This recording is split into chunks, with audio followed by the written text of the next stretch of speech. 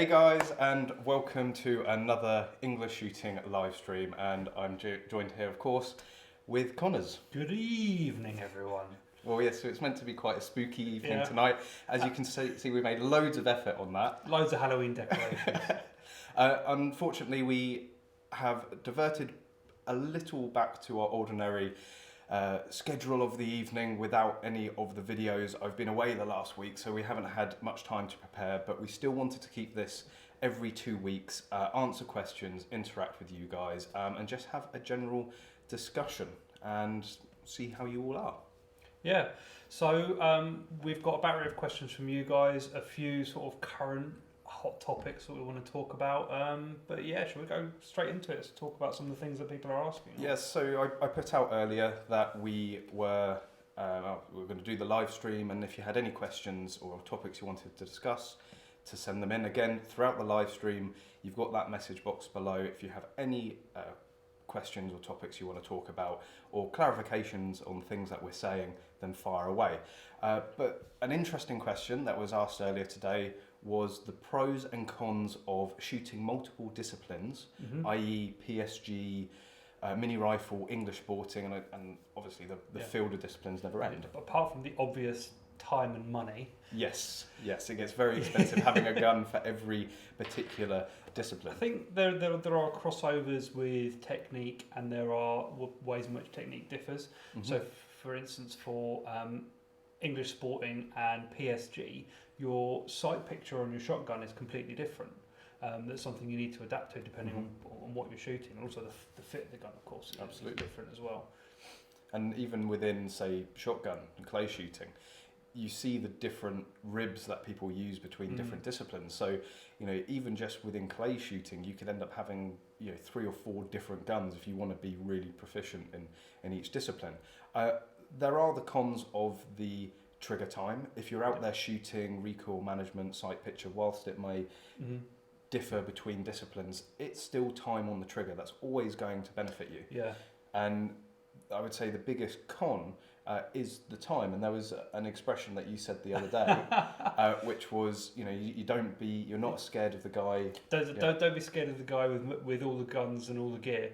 Be scared of the guy with just one gun, because he's just got that one gun to practice with, and he's going to be the best with it. There are technique crossovers that you can take from discipline to discipline, such as trigger control, breathing, absolute basics that a lot of people seem to forget when it comes to just shooting in general. And even the sort of competitive mindset.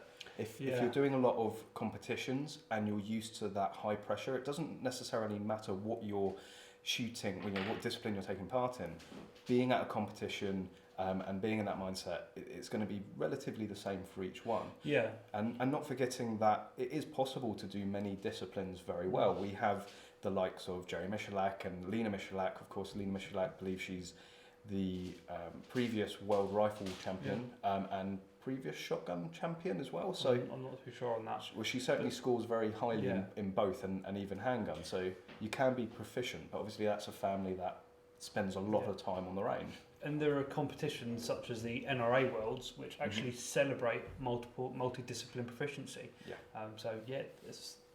There's nothing wrong with shooting multiple disciplines. Sure, it's just a matter of you've got the time and the money, and it is possible to be good at more than one thing, of course. And I would say if you're just starting out, don't go crazy. Pick something that you like. Of course, do as much shooting as you want to, but pick something in specific. If you want to go and be a world champion in something, be focused. Once you've got proficient on that one discipline, then maybe look elsewhere and further afield to what you're doing. Not forgetting, a lot of the clubs you're going to join are going to be multidiscipline anyway. Absolutely. So get involved. If they do gallery one night and they go up to Bisley to do some long range another day, go and do all of it. Try all of it. You might find something you hadn't discovered before that you actually really enjoy. So I think that's well covered. I think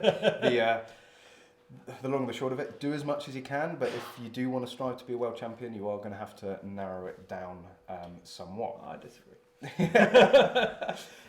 So we had a...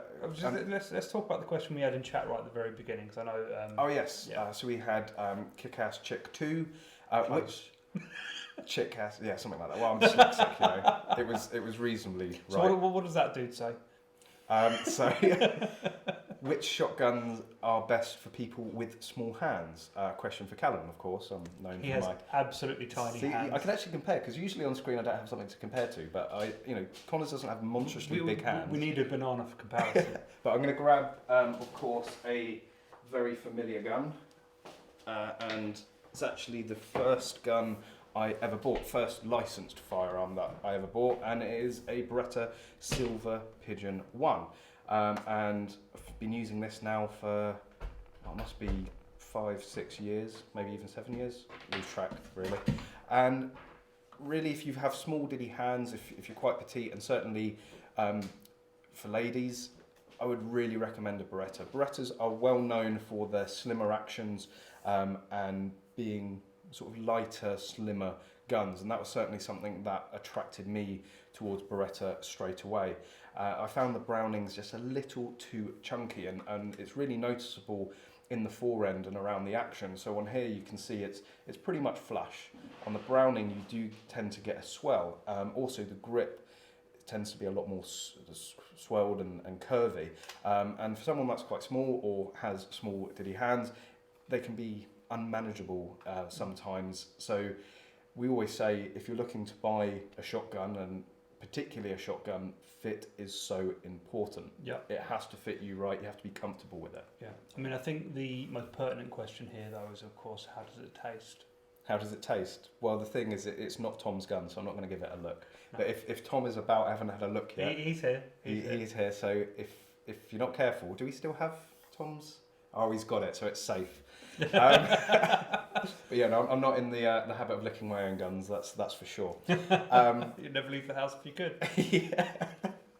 So I made a video a while ago as well, expanding on this, about the difference between the DT10 and the DT11, and they're both fantastic guns, both top-end, high-end competition guns.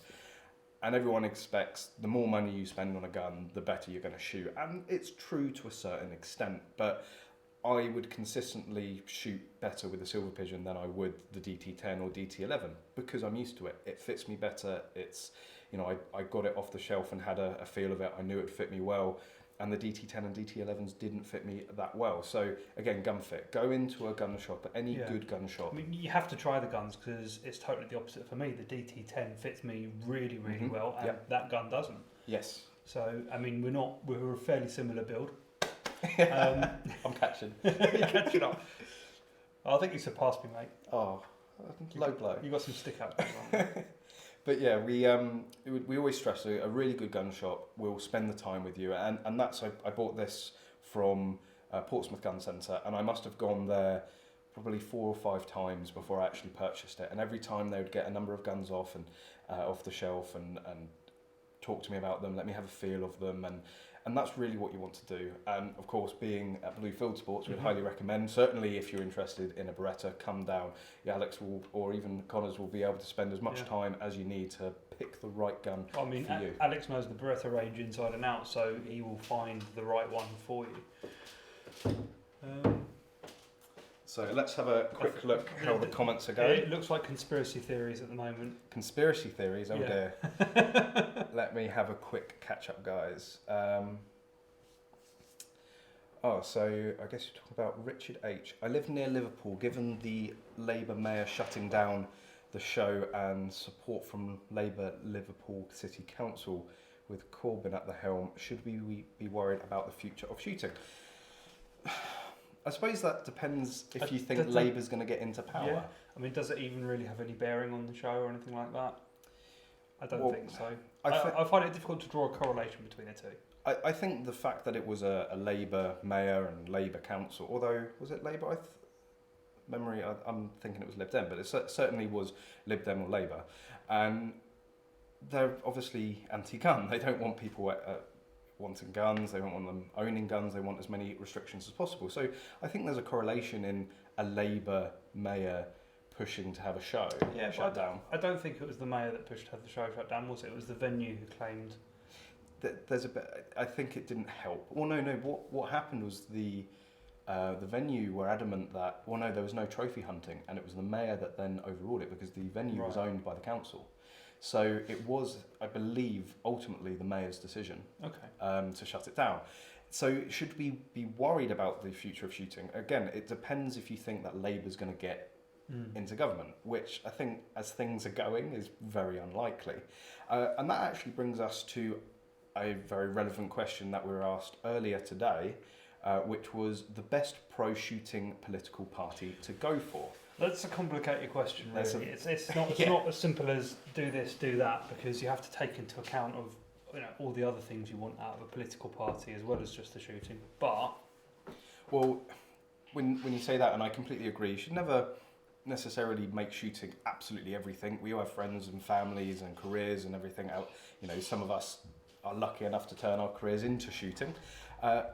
My vote on leaving the EU, I voted for Brexit, and that actually did boil down purely to shooting. And I think I was very balanced about it. I took everything into account in my life, so friends, family, career, assets.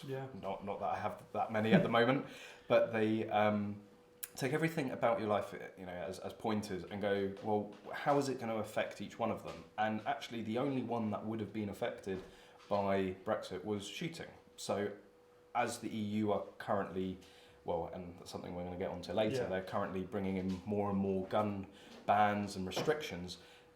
The EU's a threat. So, in terms of the pro-political party, if we just keep it simple and say purely the best party for shooting. I was going to say, as an example, when it came to the Brexit vote, I actually voted the other way. I voted to remain. And the reason being is I looked at how it affected my life. At the time, I was a teacher and my job was EU funded. So it's in my interest to vote remain at the time. Whereas my employers at the time, I asked them the question, how is it going to affect us? And they said, not really. Most of our business was within the UK, and any international business was America or elsewhere out of Europe. So you have to be balanced. But let's just take this question purely on shooting. I think, undoubtedly, the best pro-shooting organisation has to be the Libertarian Party. Then followed closely by Brexit Party, because that's made up of a lot of previous UKIP members, and of course UKIP Party, because the UKIP Party have always been actually quite actively pro-gun. Nigel Farage has famously said about bringing back handguns. You have to then question, are they fit to govern the country? So that again is another entire discussion. I don't think we want to turn this too political. No. Best pro-shooting political party to go for? Answer, it depends. It depends. Those three, although maybe the best, are they actually going to get in?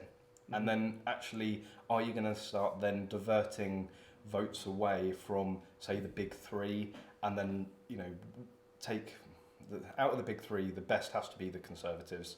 And if you take votes away from them, you're then going to end up with, say, Lib Dem or Labour. So actually, if you want to be really safe and smart about it, it's the Conservatives. And I don't know, Boris sort of strikes me as the sort of person that likes shooting. I don't think he's, I have to go away and actually research that. I don't know if he is pro or anti-gun, but he certainly was... I'm going to chip in now as well, because politics is my favourite subject. The most important thing about the Conservatives is actually the Home Secretary, Priti Patel. She's as libertarian as they come for a Conservative, and she was against the 50 cal miles ban, and she spoke up against it. And she's now the Home Secretary in charge of firearms licensing and Section 5s and all that kind of stuff. So you want to put your vote somewhere where it counts, vote for the Conservatives. And that's a very good point. It's a party that I don't think we're going to see any more restrictions come in. They have a very good chance of winning. So I would say, all things balanced at the moment, go for the Conservatives. I don't really like talking about political stuff like that, and I certainly don't like telling people what way to vote. But when you're a shooter, it's something you need to consider, and it's a question that needs to be asked. And it was a good question to ask at the time. Absolutely, and let's have a quick have a look through all of the questions and catch up. Keep firing them away. Although we're going to ramble on about certain topics, we will go back to the questions that you're asking and try and answer as many as possible. Where were we?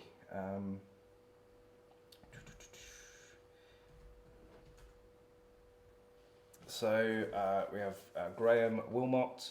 UK citizen living in Portugal, how can I shoot bolt action target rifle when visiting the UK? So, well, you've done a lot with, say, 3-position and more sort of target rifle stuff. Yeah, so where do you want to go? Well, your first stop if you want to do 3-position. Is that what the question said? No, it's target. It's target shooting. So it says shoot bolt action target rifle when visiting the UK. You may have more experience. Yeah, I mean, I would say so. It's going to be a club in Bisley somewhere. The NSRA is definitely a good place to go and get started. Ask around there. There may be they have certain open days and events that you can try. 3-position target shooting, but also they do have just prone 50-meter bolt action rifle. On the NSRA, so in terms of bolt action, if you want to go 2-2, it would be very easy for you to do because of mini rifle ranges and mini rifle exemptions. So there's the Phoenix shooting range up in Barnsley. Yeah. There's Double Deuce, I think, and there's a load of others. We're getting more and more all the time. There is at the target shooting show. There's going to be that portable range there, isn't there? Yes, so you can go and try. You can try down there. Some semi-automatic 2.2s. In terms of full bore, it does limit you a little bit because you need a lot more space for full bore. Bisley has to be the best place to go for target. It's the mecca of target shooting in the UK, if not the world. Yeah. So go and get in contact with Bisley. There's a number of independent clubs as well based at Bisley. So even Kentucky Firearms Club, they do a variety of different shooting down there. Really friendly, cheap membership. So get in contact with these clubs. They will have guest days. So as part of our law within the UK, if you're not an FAC holder or a member of a club, you'll have to go and you want to shoot a full bore rifle, you really have to wait for a guest day of a club. Every Home Office approved club is allowed 12 days a year. So it's always worth getting in contact with a variety of clubs and just asking them, when's your next planned guest day? And then anybody can turn up. And a bone of contention previously that I've raised on the channel, the NRA have in the past done guest days. They did stop them. I believe they are doing similar activities again. So again, get in contact with Bisley and the NRA. So I think along that same vein, getting another question here has just come in. What do we think about 2-LR Precision Rifle League? Well, it's a competition. Yeah, go shooting. Absolutely. Obviously, they've wanted to sort of hone it down to a specific discipline of shooting 2-2, and more for them. Sorry, very quickly to the person, Hastings, East Sussex. There is Dorking Rifle Club, which is going to be your closest one. Excellent. And I just trying to catch up, guys. So let's have a look. Well, Tom's sort of broached a topic that we are going to get onto anyway, so maybe we'll discuss it now. Okay. Which is the what's the deal with the latest deactivated firearms legislation? Because that's going to affect a lot of people. Absolutely. A lot of people like to collect, even people with FACs or without FACs. We're all probably. I think it's safe to say everyone watching this right now and everyone that watches on and subscribes to English Shooting, you're passionate about guns. It doesn't necessarily matter if it fires. We certainly appreciate the engineering and the aesthetics of some firearms rather than just shooting them. Of course, we always prefer to shoot them. So as Connor said, it's going to affect people massively. People with massive DEAC. Yeah, I've got a friend with a huge DEAC collection. If he's going to be asked to sort of find and register every single one, that's going to be quite an undertaking. And then the question comes into it when you read this legislation: is it even worthwhile for someone to do that? Because it's such a large thing to do, and the penalties for not adhering to it are not particularly severe. And of course, we'd never advise people to go against that. The point that Callum raised earlier is if you're an FAC holder, you need to do everything to be on the straight and narrow. Yep. But is my friend going to sit there at home for a week cataloguing his many deactivated firearms? It's going to take a long time. Well, it's not even necessarily a purposeful effort of it. So let's give a little bit of a clarification for what this is. So if you're not aware, they've just released new legislation around deactivated firearms, which will require everybody that currently possesses a deactivated firearm to effectively register them and certainly notify the police that they are in possession of them. And then when you transfer a gun, be that giveaway or you sell one or buy one, again it will have to be notified to the police. One slight caveat which wasn't completely clear on the post earlier on the page is that whilst this comes into effect as of the 12th of December, that's for any purchases or transactions after the 12th of December this year. I believe it's March... After the 18th of September 2018. September 2018? Yeah, the law comes in December 12th Yep. and is relevant to September 2018.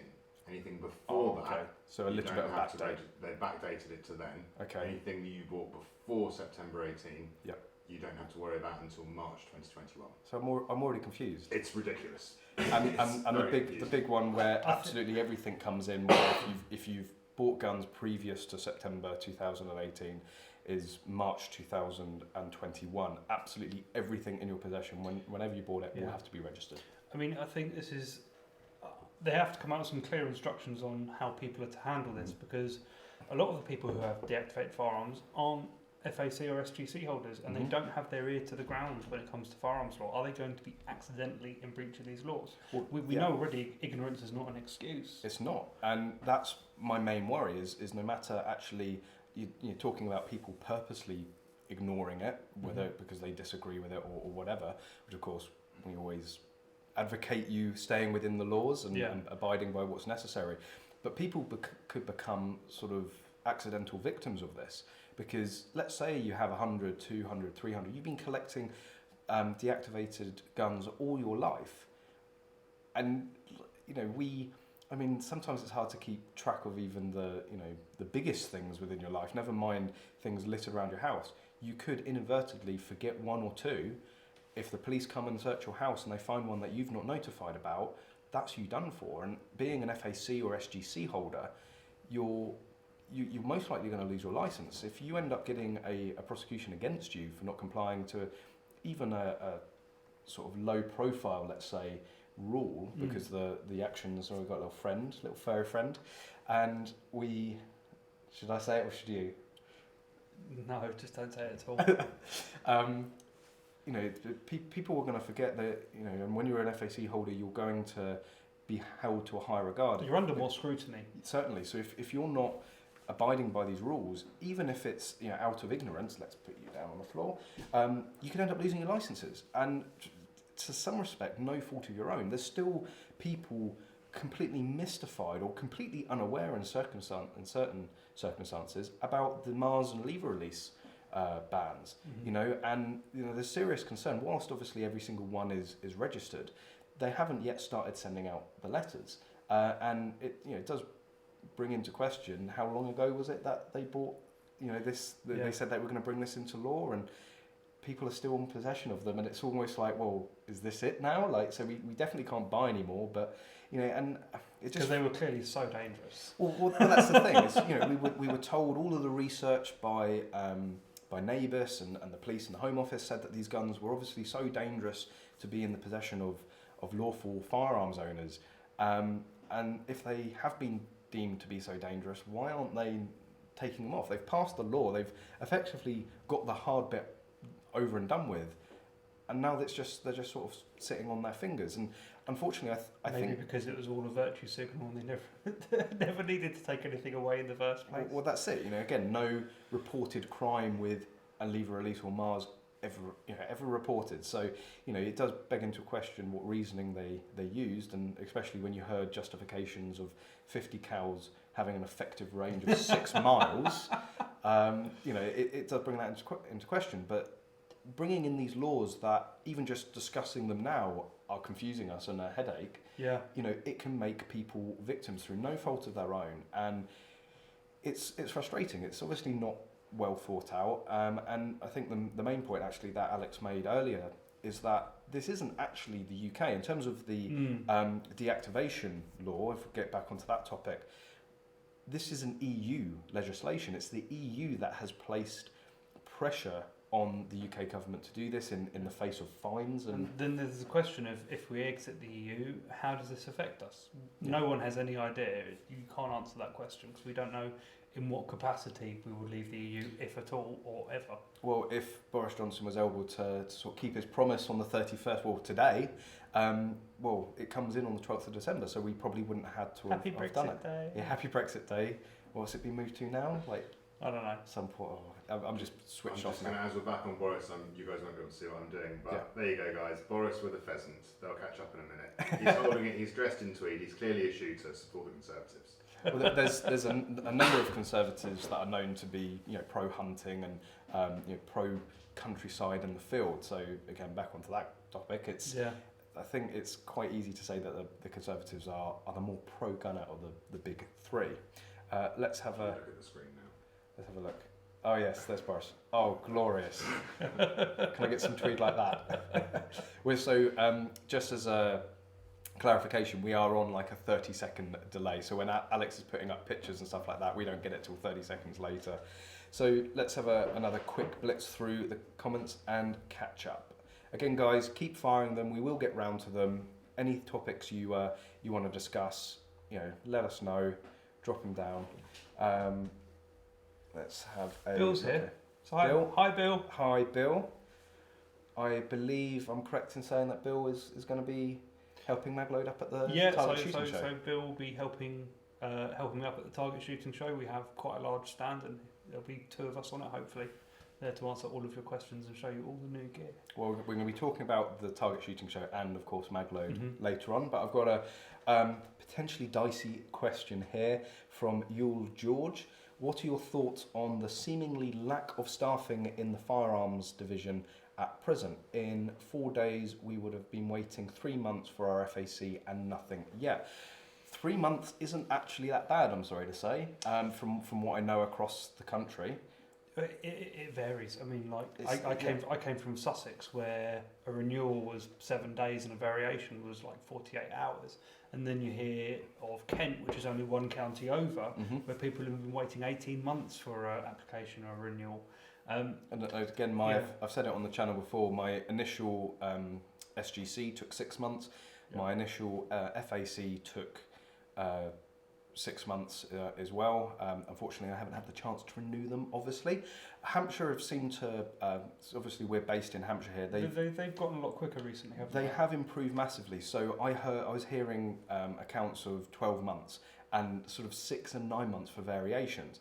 And then it fell down. It was a really odd case with a friend of mine and an ex-colleague. He applied for a license and I think all in all got a turnaround within a month. But what was actually a little worrying for me, and maybe actually comes on to this point of low staffing, he was never visited by an FEO.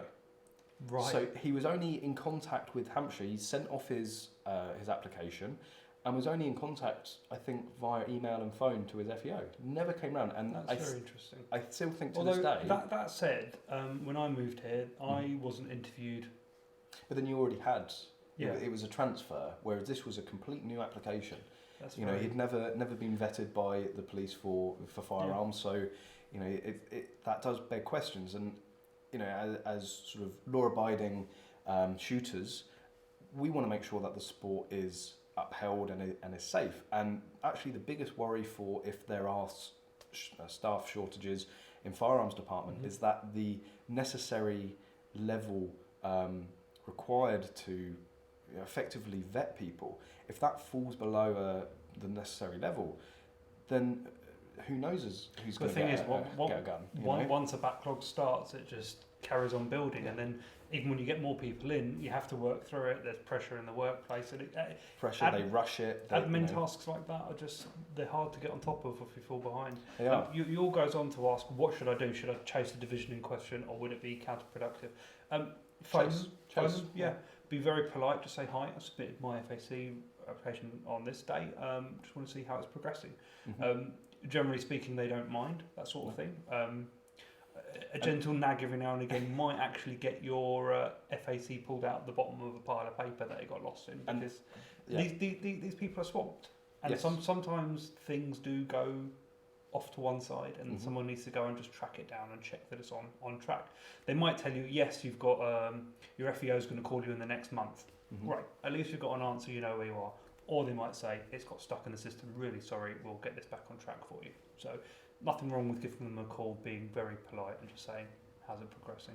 Well, with the variation that I had with the FAC, that was taking a long time, and I was chasing them. Every 2 weeks I'd phone them up, And unfortunately, I was getting the same answer and the same answer, you know, another 2 weeks, another 2 weeks.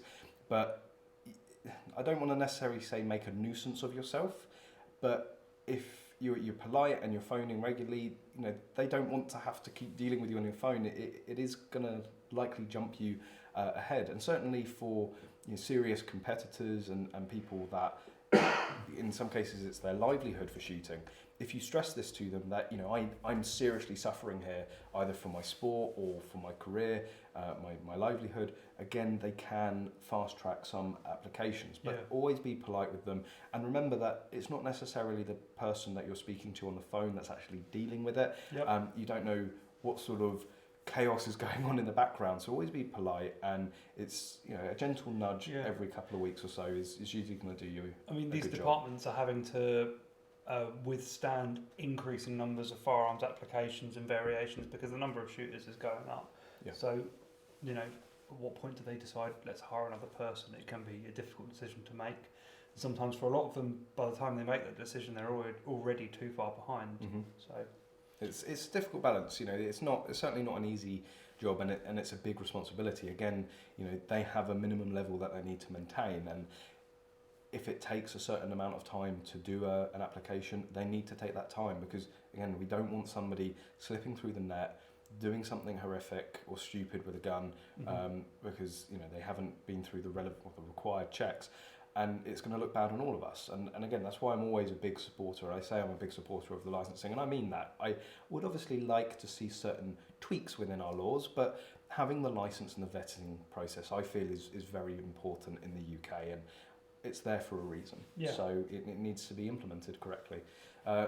You would say that after our fee increase in recent years, that we should see more service and more staff in the firearms departments, but, you know, budgets are tight. I think, you know, being vocal with your MP, being vocal with the police, where you have the opportunity to interact with them of how important firearms is, maybe we'll get a bit more money diverted if you're lucky.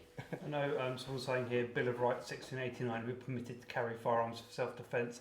In the US, that might fly. In the UK, when a new law comes in, it does supersede an old law, so old laws don't stand up in that way. That's something that I have looked into previously, and it's something that I see a lot about the UK constitution. Again, as Connor says, I just think it's just superseded within our laws. The right might be there, but what they've ended up doing is, well, they've licensed the right effectively. So you still have the right, and this is actually where the difference between a shotgun and an FAC comes in. It is technically everybody's right in the UK to have a shotgun, and that's why it is the police's job. Well, that's why it's a firearms certificate, not a firearms licence. Well, they're both certificates, but with the shotgun, the police have to give justification of why you're unsuitable, whereas with a firearms certificate, you have to provide reason of why you need one. So that's why I always say it's sort of your right to have a shotgun. But again, that is a very good point, because it stems from this Bill of Rights. It's a certificate. You can't license a right, but you can certificate a right. So he's just seen Rack and Loads in here. I'm sure he's currently stroking that £75 Mossberg, which you know I will love. But hi Neil, hope you're doing well, and I hope you're coming to the Target Shooting Show. Meet up, maybe do a couple of videos there with each other. And again, we're going to be talking about the Target Shooting Show later on. So let's have a quick look through. Here you go. Here's a question. It's probably quite a good question because it's something everyone always asks. Thinking of a Tikka T3x, A1 TAC, or a Remington 700. They're very comparable guns. So what was those three again? Let's see if I can. It's a Tikka or a Remy 700. Well, we have. Let's go grab them. Don't leave me alone with these people. They should be more scared of you, my friend. There's one for you. One for me. This is the... So, no, that's Remington. So whilst we may not have the Accuracy International chassis system for the Remington 700, we do have the Remington 700 and we do have the Tikka TAC A1. The Tikka T3x, well, just from the price point, is going to tell you it is a hugely improved, more refined gun. How much are the? 5.5. So is that for the full kit? Or That's everything you're holding there. So the full setup here, that's with an absolutely incredible Vortex scope, which is it's a Razor HD. It's a a 4.5 to 27. So it's going to do you for pretty much all ranges.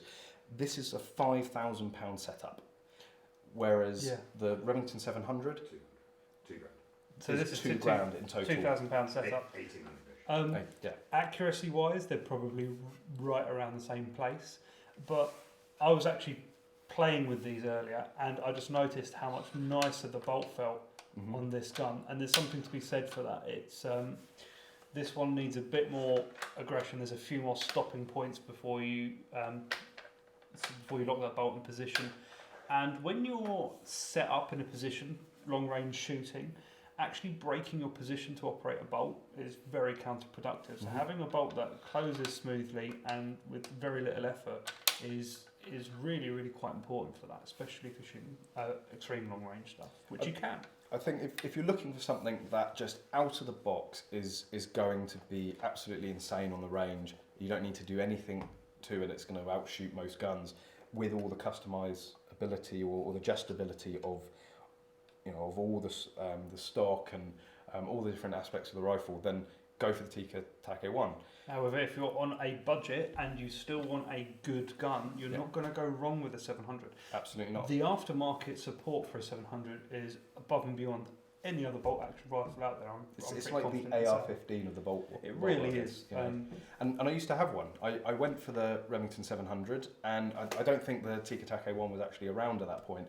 And I was looking at the actually international chassis for it, and I wanted it as a project gun. I like tinkering, I like improving, and I like modifying all of the various toys that I have. That's why I like the AR platform so much. And the 700 for me was a project gun. I wanted to put it in the chassis. I wanted to get probably a Timney trigger upgrade for it, the Magpul magazine well for it, and which allows you to put PMags in there. And just trick it out and really hone it in exactly how I wanted it. But again, you want something out of the box that is never going to let you down. You don't need to do anything to, and that's really the best, the biggest difference. Personally, I would prefer the Remington 700 purely as the project aspect, and you don't have to fork out £5 grand straight away. You're having a gun. A gun is sort of like a project car, really, for me. It's never finished. Like, there is always something to do, and if you finish with a gun, well, sell it and buy something else. So do you want to have a... I'll put those away. Excellent, thank you very much. So keep the questions coming, guys. Again, try and do our best to answer them all. So let's have a quick look through and have a look at what you guys have been saying.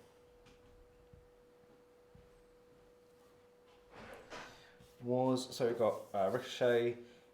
Was installing the Magpul Magwell difficult? Well, I'm going to ask the person behind the camera, Alex, whose gun that is. Was installing the Magpul Magwell difficult? That wasn't a Magpul Magwell. No? On the Remy 700, yeah. I was asking. No, that is a... He's just gonna check for you. Was it difficult to install? No, it was not difficult to install. Not difficult. This is Legacy Sports. I forget the name of what it is. You undo 2 bolts, remove the trigger well, stick that in there, job done. Pretty simple, and I'd imagine the Magpul one is very similar. But buy the Magpul 700. It's a new model out. It comes with all this already installed. It's not much more expensive. 2 of my customers already got one pre-order. They're awesome, and it's covered in Magpul bits. Everyone loves Magpul. Excellent. So there's a pretty decisive answer for you guys. Do you want to say something? No. Just looking through the comments to see what people are saying. So I'm going to go back to a question that was asked earlier on the Facebook page. The CBR 9mm Chiappa from Raytrade, and I have to admit, I did have to go and search this. I wasn't aware of it. So the CBR from Chiappa Rhino, well, not Chiappa Rhino, from Chiappa Firearms even, looks to be a 9mm carbine sort of pistol rifle very interesting combination. And I had to ask Alex, who is, as Bluefield Sports, a Ray Trade dealer, approved dealer, and stocks Chiappa. And he said there is going to be a straight pull 9mm version coming to the UK through Ray Trade. That should be very interesting. I'd like to see it. I mean, there's actually a lot of interesting guns coming in at the moment. We've got the Chris from no, not the Chris. Not the Chris. You're talking about the Kel-Tec. That's it. So Caliber Innovations bringing in the Kel-Tec, which is designed from the ground up as a competition gun. It holds 30 rounds in a magazine this high, so I'm very, very intrigued to see that. And that's sort of a pistol carbine. It's a pistol combination. Yeah, it is. Yeah. And it's 22 WMR, which is our favourite calibre at the moment. Yeah, that's going to be very interesting.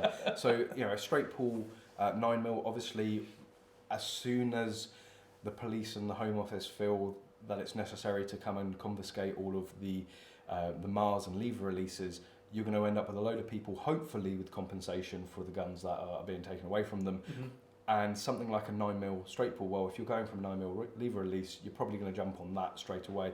Of course, you'll probably have all your reloading dies and magazines. And ammunition. If you've stocked up on ammunition, and if it takes those Glock magazines the same as the SGC did, then it'll be a bit of a no-brainer to jump on that. But absolutely. I don't know what magazines that gun takes. No, again, guys, I have to be honest. I haven't seen much about it. Know much about it. But as soon, Alex has said Bluefield Sports has one on order, which means, of course, English Shooting and Gunman TV will be looking into that as soon as it arrives. We love getting the new guns. I will caveat all of that. They are sort of in development, non-official, don't really know if they're coming yet, but pretty sure they are. Okay. So if Ray Trade bollocked me tomorrow for releasing something, I didn't say it. He did. I did. Yes. I get to shoot it first. Why? Can I legally shoot? No. No, you can't. No, it's not mini rifled. Ah, no, what's so I do get to shoot it first. What's Club. No, what's 9mm in Imperial? 308. 308. It'll be 300 caliber. 300. So yeah, it doesn't come under mini rifle. No, but I could shoot it. It's bigger. Is it 39? Yeah, it must be. We can't maths. This is the issue of So, doing 762 is 308. 357. I'm on the same. Yeah, 357. That's 38. Yeah, 30. I knew it was a 3. So it's over 3. So it's not yeah. under 0.23. But I can hopefully, if a club gets one in, shoot it under a club day for English Shooting. I will certainly be doing a benchtop review, and obviously Connors, being a servant of the RFD here, will get out of the range. So I will shoot it lots, I promise you. And he's not going to rub it in with me at all. Not in the slightest. So yes, we're very excited. Loads of new guns. We've also got the Caliber Innovations Glock, or Flock as I should call it. Apparently, previous companies have got into big trouble calling them Glocks, but they've got a Glock-like long barreled. Is this for release? Yeah, they've been posting pictures of it. Okay. Yeah, people know it's coming. All right. Well, I hope they do. Otherwise, Alex is going to be in trouble with Ray Trade. I'm going to be in trouble with Caliber Innovations. Yes. But they've been sending me loads of pictures. They are here in the UK. They're being proofed, as are the what was it? The Kel-Tec. And I think there is something else as well. They said. Yes, we don't know what it is. They're being very secretive. Yeah, and of course Caliber Innovations have just opened, they're just about to open a new shop. Yeah, so. And they think that we don't know where they are. We know everything. We know. Anyway. We've already licked your windows. Licked the windows, we're going to lick all the guns and we're let inside.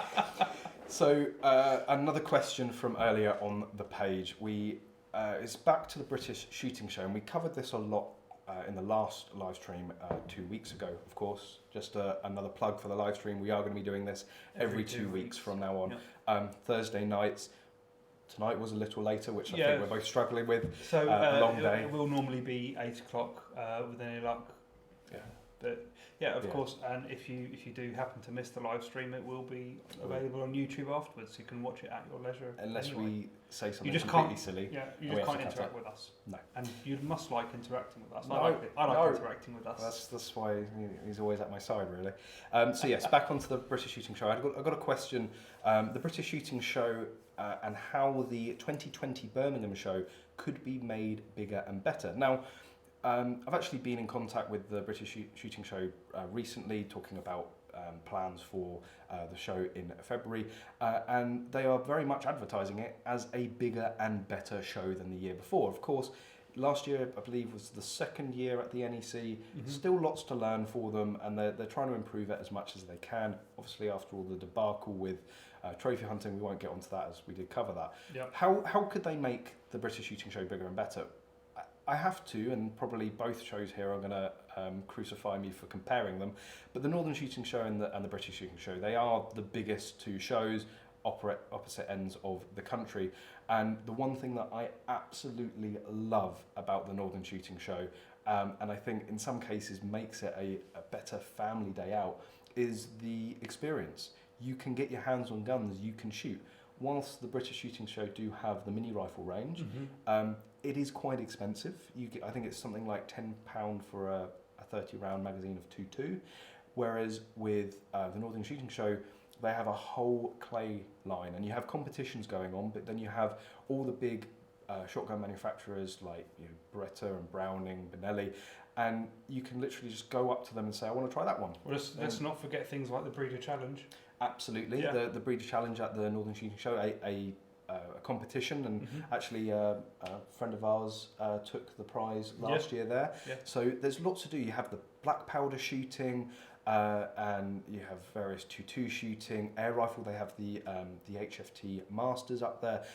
So really, I think for the British Shooting Show, whilst again they do have actually quite an extensive air gun range that is also featured at the Northern Shooting Show, I would like to see more live fire stuff. Obviously, we're certainly more live fire people. It's difficult though. How much live fire can you really do at a show? You need backstop. It's No, one thing shooting into the air, but certainly the practical side of things is much more difficult. Although there was the multi-gun syndicate who held a match at the last Northern Shooting Show. Whilst it's not strictly speaking live fire, it was action air. It was a full-on competition, and there's a action air level 3 happening at the target shooting show as well. So. Excellent. Again, we will get on to the target shooting show. We talk about it a lot because it's the main thing at the forefront of our minds because it is impending. So. Yes, it is, and lots to get sorted before then. So really, if there's a way to do it, I would love to see more live fire shooting at the British Shooting Show. I think that was maybe everyone a bit of disappointment when they moved from Stoneleigh, because again, as we're going to touch on, the target shooting show is going to have live fire at Stoneleigh Park. That's where it's going to be, and if the British Shooting Show had stayed there, perhaps they would have been able to expand it into more outdoor activities. Obviously, they were bursting at the seams at Stoneleigh, so I can understand why they went to the NEC. They've effectively got infinite amount of expansion with all the halls that they have there. So just more live fire. If there's a way for them to do it, it would be awesome to see. And I think more variety, so making it bigger and better.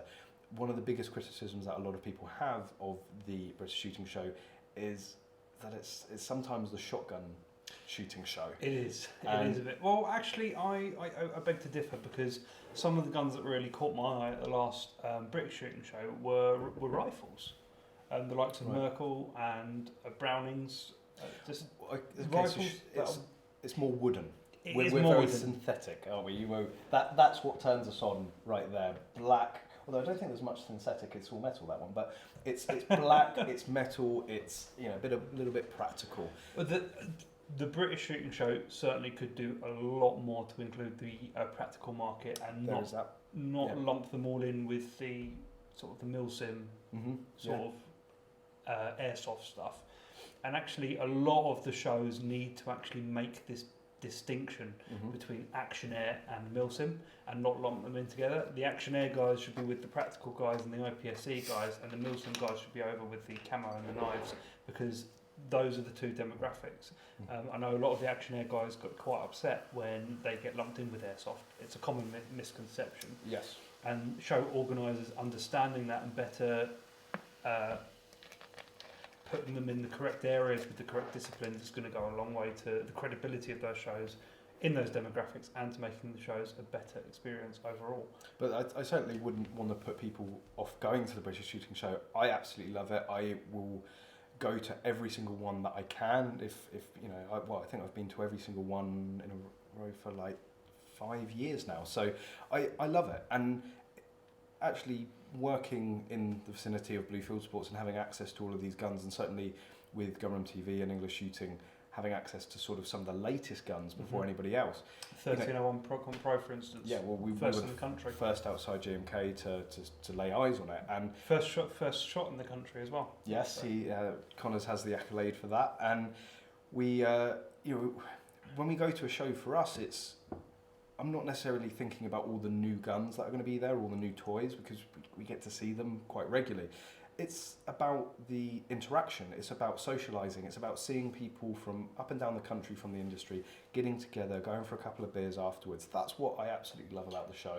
And of course, showing as much of it to you guys, because not everyone can make it. So if you miss out, making the video so you can catch up on it. I always tend to find an exhibitor who does roughly the same thing I do. We end up spending far too long talking about machinery and printing and all those sorts of things. but it's great, you know these people, you build relationships with them, and you tend to build the relationships at the shows because that's when you see them. So talking about shows, we've been teasing you for a while now, so we're going to have to talk about the target shooting show. Yeah, if you like practical shooting and target shooting, it's going to be the go-to show, because all of the areas these other shows are missing out on, although saying that, Northern Shooting Show did make a very good effort at it last year, and I think pulled it off quite well.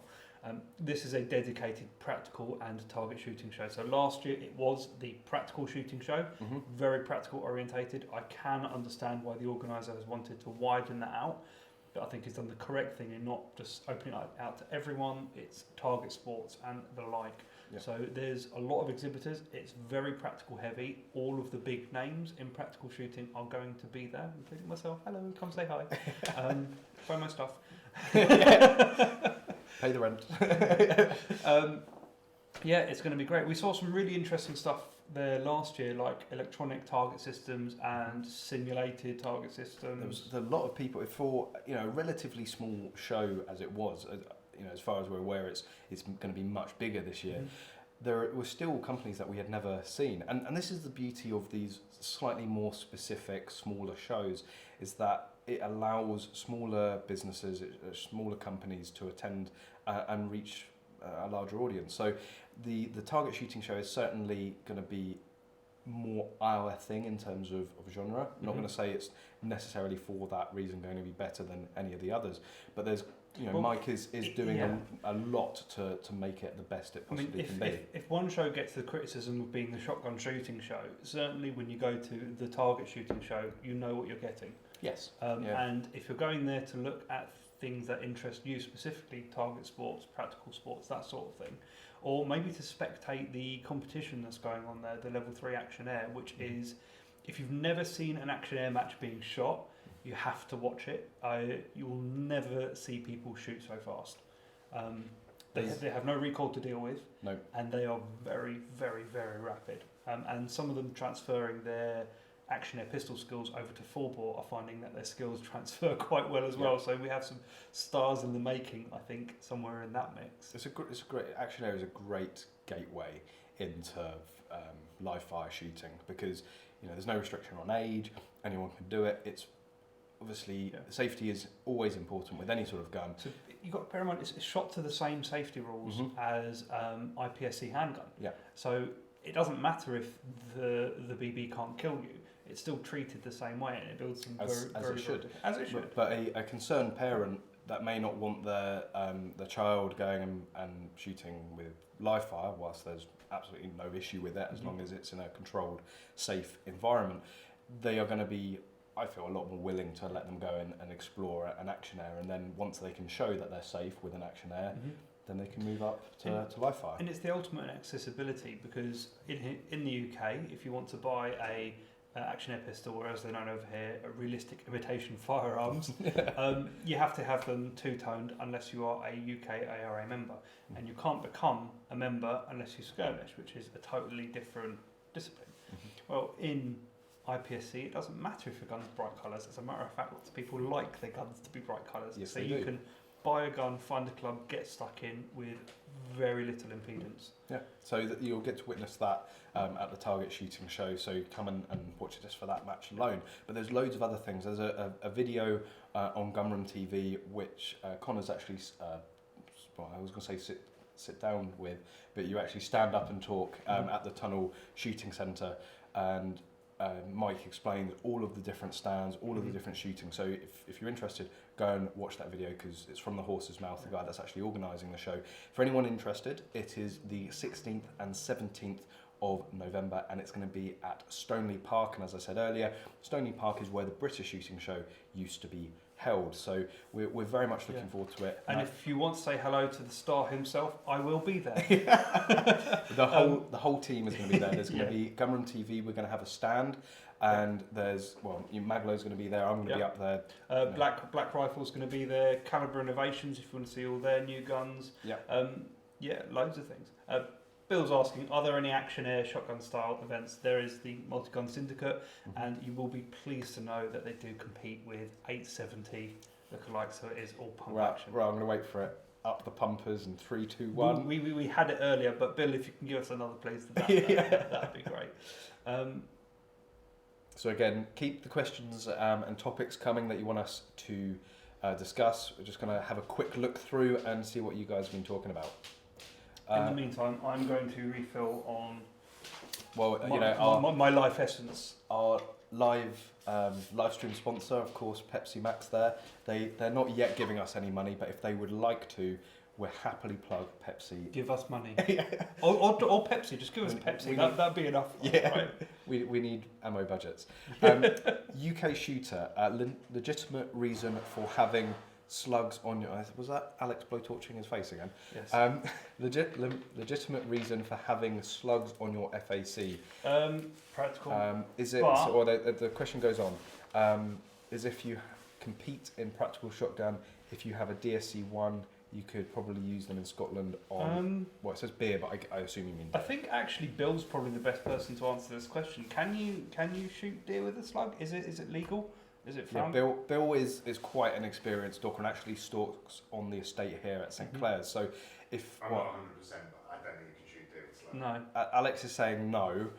Bill will hopefully clarify and support. Bill is one with the forest. He is. We often see him walking around in the woods, not necessarily with a gun. That's the problem. Is you don't. You don't see him. He just comes up.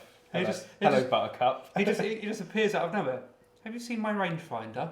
No, he sneaks up behind you in the woods. Up the pumpers. Back to the question. So, legitimate reason for having a slug. Well, the main one is competition. So Bill says humane dispatch only for slug. Humane.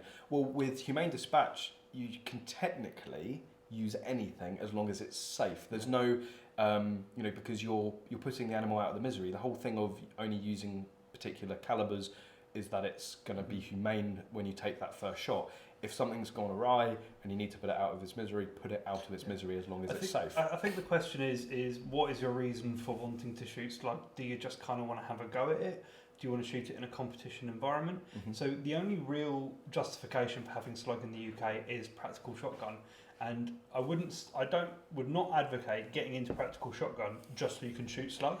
Well, for the sole reason that if you go to a competition where you're shooting 300 shots, 10 of those might be slug. There is another avenue. So there is the NRA has a discipline called target shotgun. Well, that's the NTSA. Well, no, there's the NRA. They have target shotgun, which is purely slug, and maybe some buckshot. But then there is the NTSA is a pure slug. Maybe buckshot. Well, they actually do some birdshot competitions. So they have the NTSA standards, which is a Virginia count mostly competition. Very interesting. Somewhere to really test your skill. And for those of you that aren't hot on practical shooting, Virginia count is where you are limited by the shots that you can take. So if you have 8 targets, you are only allowed 8 shots. So you have to balance that precision and accuracy. Yeah, and the other form of timing in practical shooting is Comstock, which is where your time ends on the last shot. You can have as many rounds as you like. Do you know where the name Comstock comes from? It's Mr. Comstock. It actually Mr. Comstock. I was so disappointed when I heard that. Well, of course, thank you, Mr. Comstock, for coming up with it. It sounds like something. What should we call this set of rules? Comstock just sounds like a set of rules, doesn't it? Yeah, no, it's someone's name. Mr. Comstock and the. I don't remember his first name, unfortunately. No, I did a video on IPSC. It never actually aired because I got corrected so many times that it's not IPSC. I say IPSC all the time, still in a bad habit of doing IPSC. IPSC. Apparently. people don't like IPSC. No, it's I IPSC. don't. Yeah. So let's go through the questions, guys. Here's a question that's definitely for me. If you get a new Supernova, are there any must-have mods? Let me get yours. Yeah. So Conners is the Supernova king. So fire away. I know a few bits and pieces about them. I'm not going to say king. The gun is coming. Don't you worry. This switched on when it comes to Supernovas. This Supernova is about as heavily modified as you'll ever want to go with it, to the point that this thing is almost completely knackered. If you're going to be practical shooting, the very first thing you want to do is get an extended tube on there. Of course, that's my MagLoad carbon fibre tube. There are a few modifications you need to do, such as opening up the loading port. The Supernova is already very generous right out the box, but you do need to do some tweaking still to get the loadable.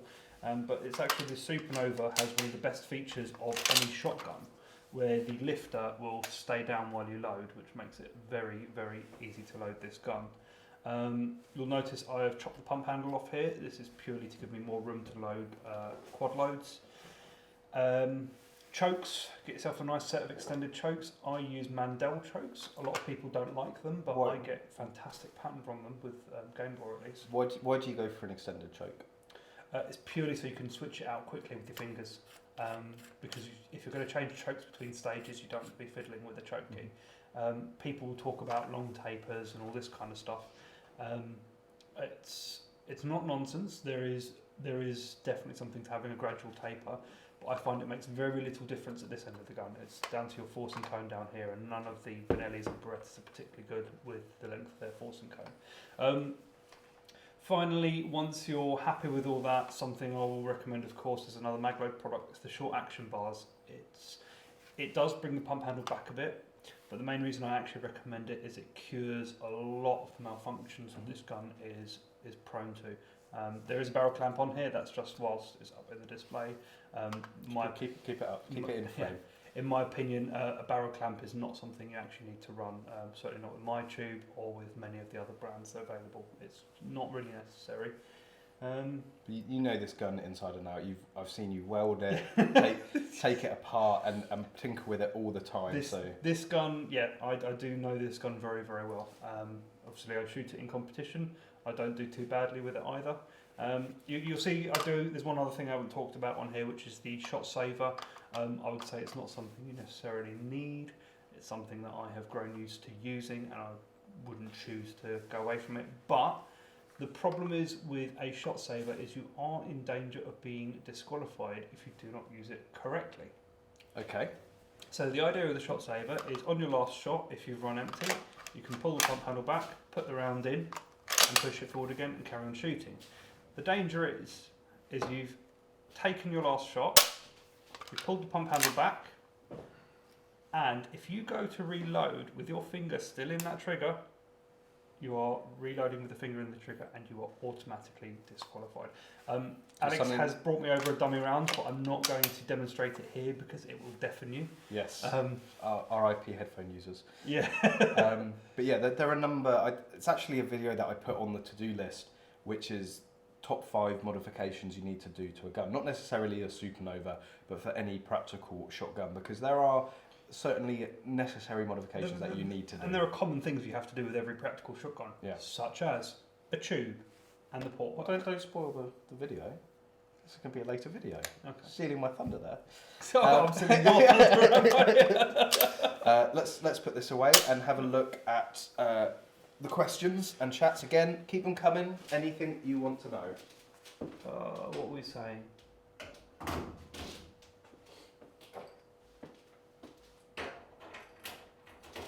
I think I did just see Mr. Shit Magnet himself. Oh, and he's asked a shit magnet question. Will Lantac make an AR-15 in 22 WMR? I don't know. Go and ask them. I think you have to ask them themselves. There were some rumours about it. Lantac actually put a nice picture up themselves of what Lantac users look like when they're waiting for their new gun. I thought that was quite comical. That was an own goal. So we're not going to go too much into it, but bless them. They do make some good guns. They have a massive fan base. They just have their flaws like many people do. There was a recent, and I shared it on EnglishShooting. So the backstory is.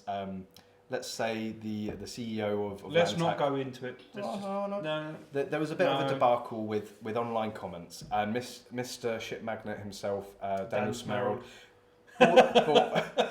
bore the brunt of most of that. And this all stemmed off of somebody asking them a fairly legitimate question of if they were going to make a 22 WMR. And it spawned a load of haters around Lantac, and one of the biggest complaints that people were having was the waiting times. And people have kept sending them this picture of a skeleton on a bench saying, waiting for my Lantac. And for some reason, they decided to post it on their own social media, which I thought was absolutely brilliant. The caption they wrote was, "Stop sending us this shit." That was it. And it was just such an own goal. It made me laugh quite a bit. Although it's got to say something about a company that don't take themselves too seriously as well. maybe that's what it was. Maybe it wasn't an own goal. Maybe they just genuinely have a sense of humour. I mean, wishful thinking perhaps. Maybe. Put that one under a maybe. I've just seen another question around FACs. Waiting on a delay. When I applied for my FAC in Hampshire 7 years ago, it took a year. Earlier this year, an amendment on additional rifle and ammunition took 2 weeks. Yeah, as I said, they've sped it up. Really upped their game recently.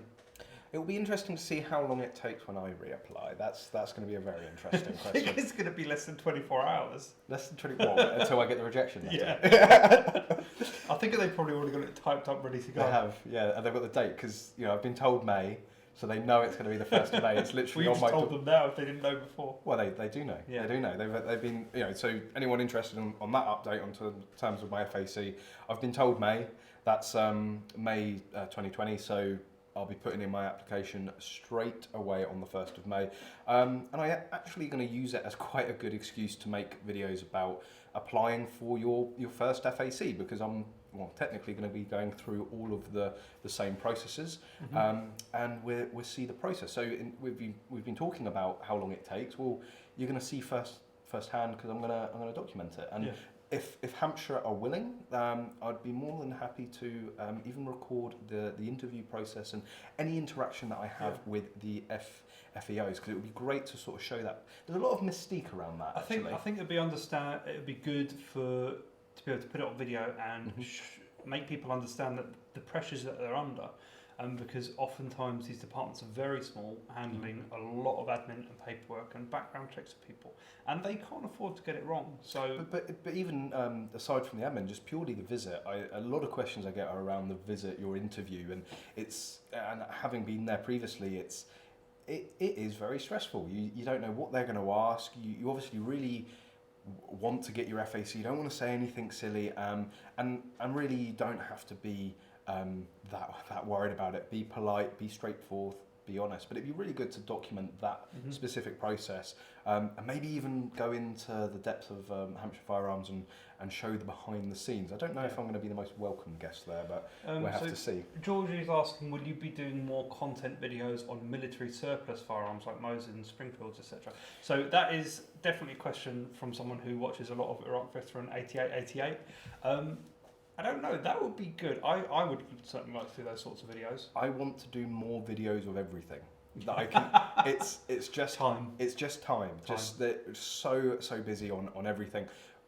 Yes, we actually had a discussion today about It would be great to do something like Iraq Veteran 8888 has done, and actually pick up a really old gun, or maybe something that's been covered in Cosmoline for storage. That sort of surplus gun, and then clean it up, restore it, and get it shooting. I mean, I used to have a Mosin Nagant. I can't remember the Fireballs. The Fireballs. Yeah, it was the carbine model. Absolutely loved that thing. Obviously had to sell it, but I do have an interest, and I have always wanted an Enfield. I don't feel British because I have as a Briton I've never owned an Enfield, so I do have an interest. And no, everyone should get an Enfield. Absolutely. In 4 Mark II or a Mark 1 Star. Yeah. Well, I'll go to Conners once I got my FACs back. I will be going in and getting an Enfield. And there's many military. You have to get an Enfield and bring it to me to get accurized as well, because there's not many people in the country who can accurize them. So yeah, if you guys want more of those historic firearms on the channel, then I will try my absolute best to do more. The weather hasn't been very accommodating recently, but we have a stack of videos that we want to go out onto the range and do. So, you know, hopefully if we get a day where grab a few of the guns that we want to already do videos of, we'll grab a couple of historic. We've got a few nice pieces. Maybe Alex can get in a Mosin Nagant, because they are great fun. And they're not expensive. And they're good investment, because I've gone up about 200 quid by the Have they? Yeah, I think I bought mine for 200. Maybe they're getting expensive. Well, they were 250 quid when I bought mine. Yeah. And I think I've been seeing them for like 350, 400. I know there was a club member up at Dorking Rifle Club. He could never hit anything with the gun because the gun wasn't particularly accurate. But he picked his gun up for 150 quid. It was a while ago. Yeah. But speaking of armed forces and that sort of stuff, there is a day coming up, of course, Remembrance Sunday. Yes. Yeah. So do you want to lead into that now? I'll lead into that now. Oh, it was going to be so smooth, and I ruined it. So obviously, Conners missed a MagLoad. We can't do a live stream with Conners without talking about MagLoad, and there's something I think is pretty special coming up. So why don't you grab it and talk to everyone about it? So we have a one-of-a-kind limited edition quad loader, which is done in the style of the Poppy for Remembrance Sunday. We are going to auction this. It's going to go on eBay, and all proceeds from the auction are going to go to Royal British Legion. This isn't going to be made again. Like MagLoad will do any custom order, any custom colour you want, but we'll never do this combination. You can ask me, I'll say no. Yeah. So this is a special occasion. It's for obviously an amazing cause.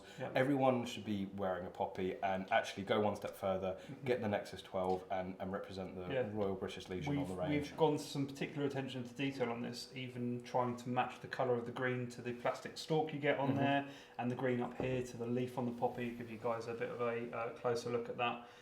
But that will be going on eBay tomorrow, and the auction link should hopefully be shared around Facebook, but we'll be going up on MagLoad's website first. So if you're not already, go over to MagLoad, search it on Facebook, go and hit the like button, and you'll be able to see the auction going off. Hopefully MagLoad can raise some good funds for the Royal British Legion, and someone's going to get a really special piece. So it's one of a kind, and it was a labour of love on my part as well. There was a lot of swearing as colours didn't come out right and that sort of thing, so it took a while to get here. There was a bit of wastage, let's say.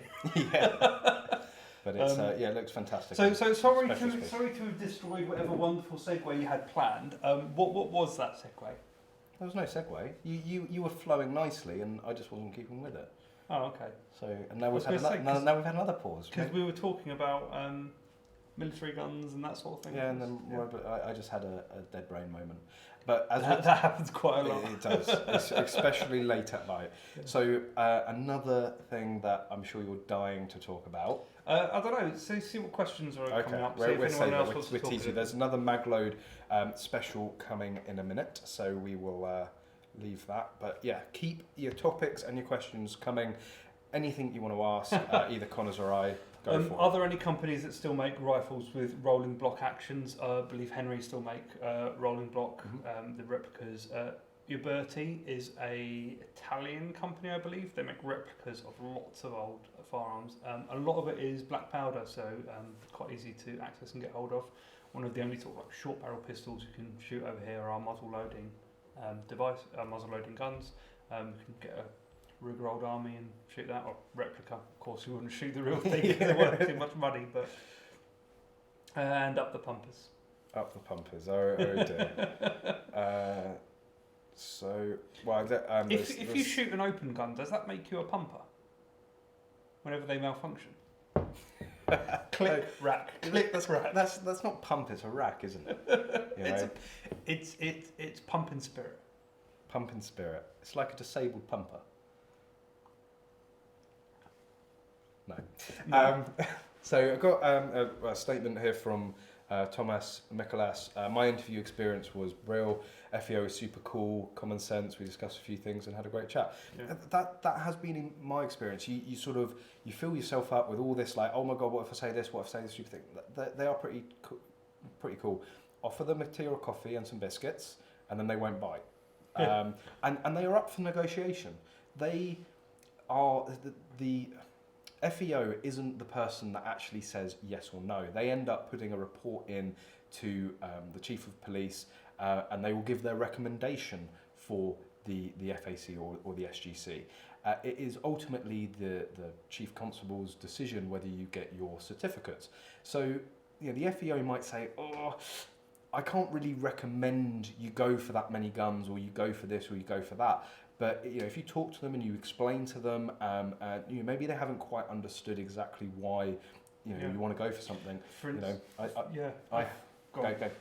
was going to say, for example, someone shooting 3 position or prone Olympic disciplines, they might ask for 20,000 rounds of 2.2 on their ticket, because what they're going to want to do is go and batch test ammo and then buy that entire batch of ammo, and that's not uncommon at all in the slightest. If you have justification for like a high ammo count, or let's say you shoot practical and you want 2 Section 1 shotguns, well, that's really common as well, because you'll have your main gun and a backup gun in case that breaks. And sometimes the FEO might not understand that, and they go, "Why do you want 2 of exactly the same guns?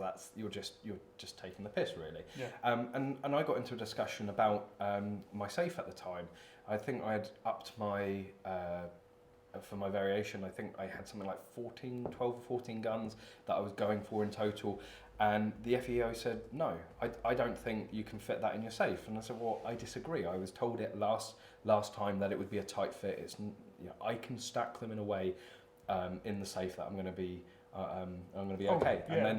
And then the FEO said, okay, well, at the end of the day, it's your responsibility. I'm only going on what I can see here. If you're confident, then fine, go for that much. So he was super cool about it. But just have justification for what you want and explain it. Don't get annoyed with them or just shut down. Just try and explain. So they're not there cool to hinder you. They're actually there to help you. I know with my visit of a Hampshire FEO, we actually had a really sensible conversation about the moderators that were on my ticket and which ones were required, which ones weren't, and whether or not I required moderators for guns that I didn't yet have them for. It was a really good, sensible conversation, and he really did want to do his utmost to help out there. So a question from Mr. Ship Magnet himself. Coming to the Froome match this weekend. Unfortunately, I don't think so. I had spoken with the organisers about it. It was all okay. But Conners isn't able to go. No, it's birthday weekend for my better half, and I'm fully booked. And under pain of death. Alex is also not available, so I don't have any way of getting my gun to the range, to the competition. I could borrow somebody else's, but I need to do more shooting with my guns in competition. So, well, actually, judging from the last competition, you need to do more shooting with my gun. Yes, yes, very, very true. There's definitely a difference between speed still and mini rifle, and I made a big mistake on that one. And another question, which might be a little controversial. We are the Black Friday sale from MagLoad undecided. We don't know what we're doing. We don't have any plans for it as of yet. You've talked about it, and it's something that obviously. I am aware that Black Friday exists. That's all I can say right now. Yeah. We've never done anything for Black Friday before, so we've got no plans for the moment.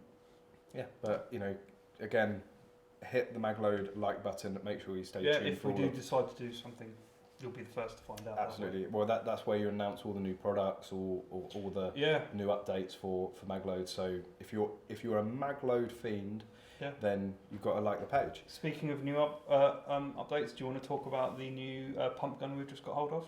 The new pump gun? Well, when it doesn't work. When it doesn't work, yes. So this was the other thing that we were going to talk about under. It's right there in front of you. It's not like you can miss it, really. Well, it's a black gun in a room full of black guns. So, a little caveat, I'll let Conners do the talking on this one, but this has actually appeared on the channel before. I went up to Northwest Custom Parts with Wayne up there. I believe he was one of the first in the country to get hold of this gun.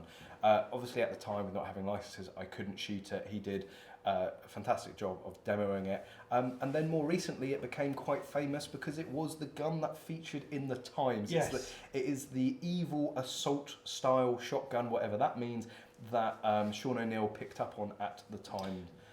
But it is a competition gun, and that's why we're holding it now. Yes, so very recently, last few months at least, a very highly regarded competitor named Graham Guest has shown very keen interest in this gun. He has performed an entire slew of modifications and upgrades to the gun, and he approached me and said, "Hey, would you make a magwell for me?"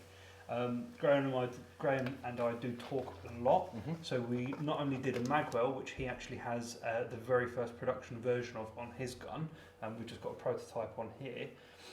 We're actually talking about a whole battery of modifications that we're going to do to this gun to make it easier to handle.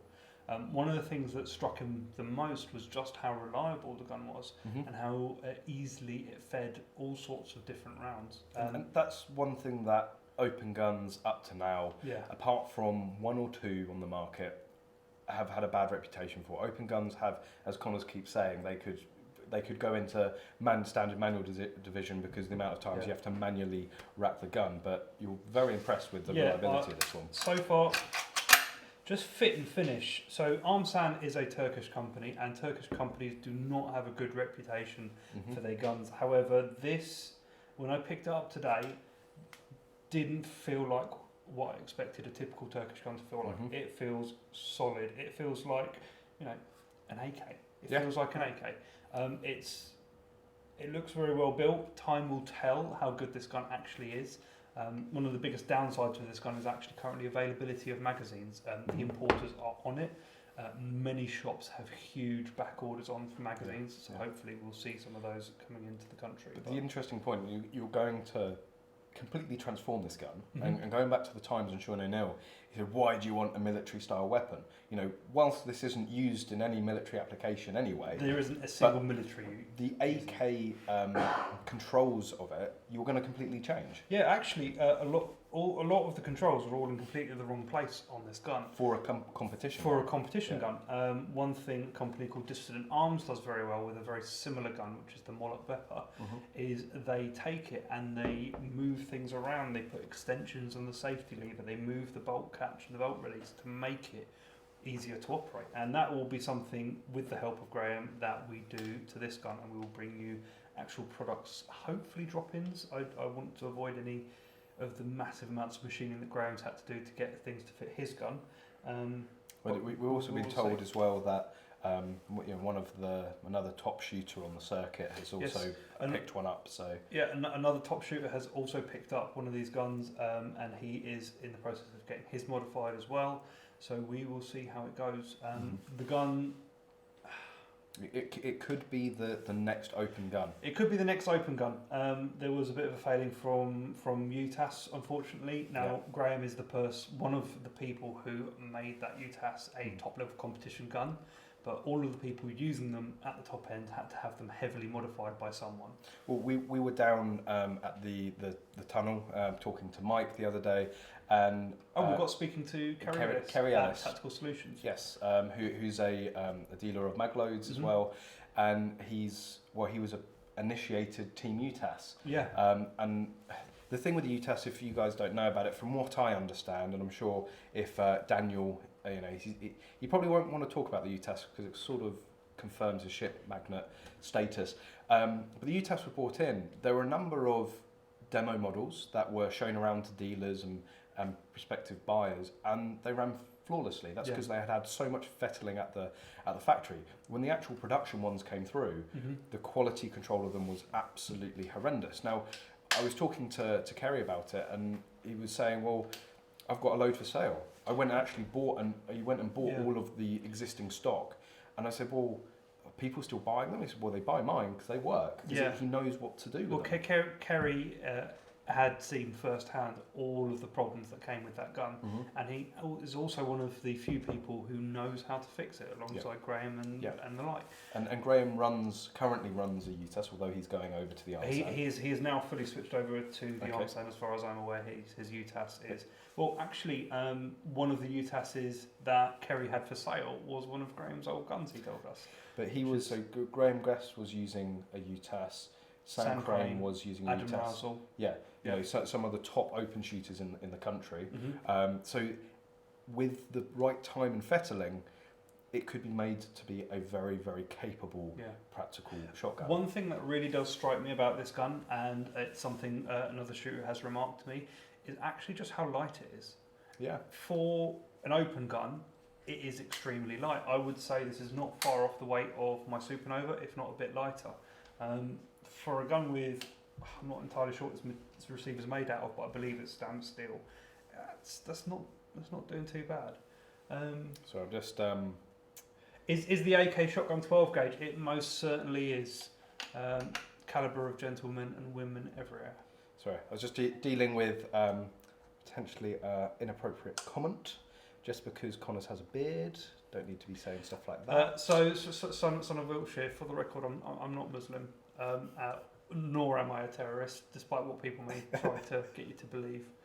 Just because I'm holding an AK in my hands. Yeah, this is probably like the worst things ever. You've got a long distance rifle behind you, an AK in your hand. I have to say, a big beard. Certainly, when we went to pick this gun up, the owner of the shop was. It was the gun. It was the gun shop. It was Johnny at the gun shop. Of course, another big YouTube channel. Some of the jokes remarks were made. Some of them mildly offensive. But you know, Johnny's a great guy. Yeah. We do a lot with them, and you know, they support us, we support them, and we actually spend a lot of time down there. So, yeah, whenever we go down there, we always spend quite a bit of time chatting. They're great guys, and it's a great shop to just go and visit. They have their simulated clay range in the shop, which is really, really cool. Yeah. We keep on asking Alex, but as of yet, no sim range here. Yeah. But then we do have the real thing, so can't really beat the real thing. Someone's what? Connors, I mean, you can't say that. Are you okay? Should I remove that comment? Are you offended by that comment? He's sort of used to it now. It's like, I don't know if Son of Wiltshire is messing about. We might have to actually remove him. I don't know what Durka means. It's from Team America. So he's messing about. He's making a joke. Yeah, it's fine. Because he's just convert that white boy to Durkism. he's joking, right? It's a joke. The thing is, so like I've. And actually, when it comes to skin colour, we really aren't that far off. I am bordering, right? So the sort of, I'd say the funny thing, it's not really funny. The amount of racism that I experience being around you, the racism directed at you, is pretty insane. And then people, it's always like, when there's a packed lunch or something, it's like, do you want a bacon sandwich?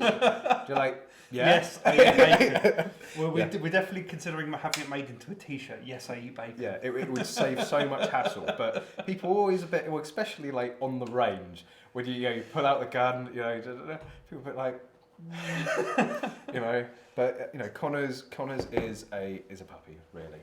You'll piss on you and eat your shoes. And lick your gun, apparently. And lick your gun, yeah. Don't. It's your own gun. You can't lick your own gun. It's polymer. It's not going to rust like Tom Anyway's gun did. Yeah. Did you find that patch, Tom? I'm really sorry. So keep the questions and topics coming along. So 300. Gone. Well, so a quick question. Kung Fu Chef or Chief? Is that Chief? I don't know. I'm dyslexic. Could be either. Is that an AK shotgun 12 gauge? Yes. It was. Yes, box fed. That was a 5-round magazine. They come with a 10-round magazine. 10 rounds are like hen's teeth at the moment. Yeah, we cannot find one anywhere. The one place that thought they had one in stock turned out to just be a stocking error. So we have another question from Thomas. So here's a thought. Can you 3D print the mag? Would it even survive the shock therapy? 3D printing it covers a wide range of materials and processes. Do you have any 1522 mags in here? Yes. So we're going to show you 3D printing.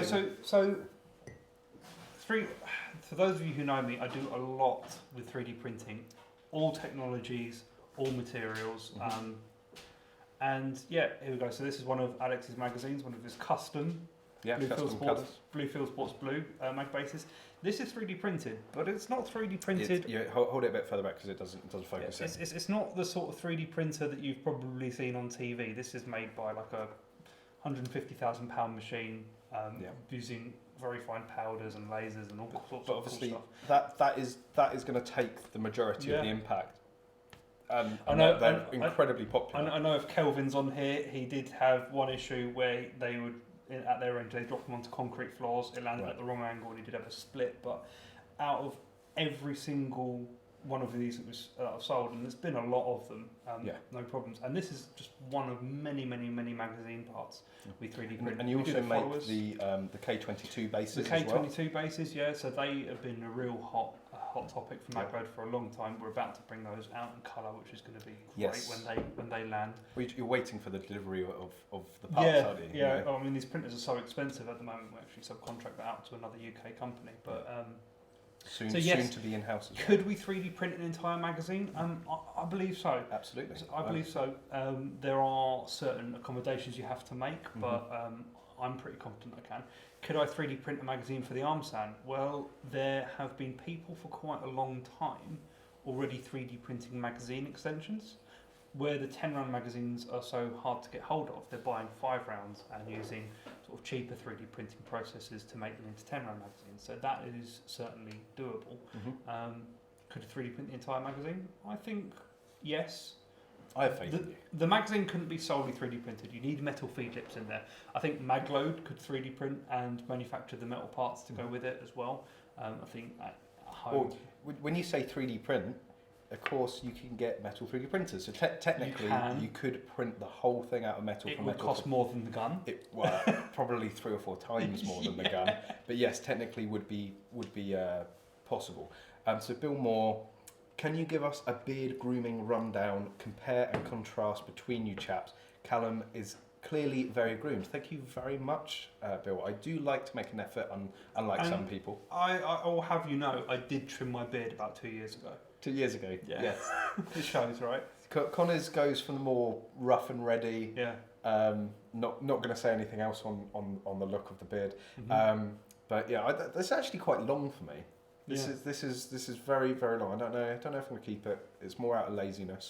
He's been trying to look like me for ages. I do. I just can't get it. He does suffer from beard envy. I do. As does Alex. He won't admit it though. It's a hell of a beard. Yeah, but I have hair envy with Alex. Oh, more hair than my whole body put together on his head. Magwell for the PPQ. Now, you know, it's not something I've considered because the PPQ is a very easy to load gun. If it's something that people want, then yeah, of course I'll get started on it. We are going to be starting on the PPQ over this winter. Doing some work on it. It's proven itself. It's had a tournament or competition win in terms of the NRA league.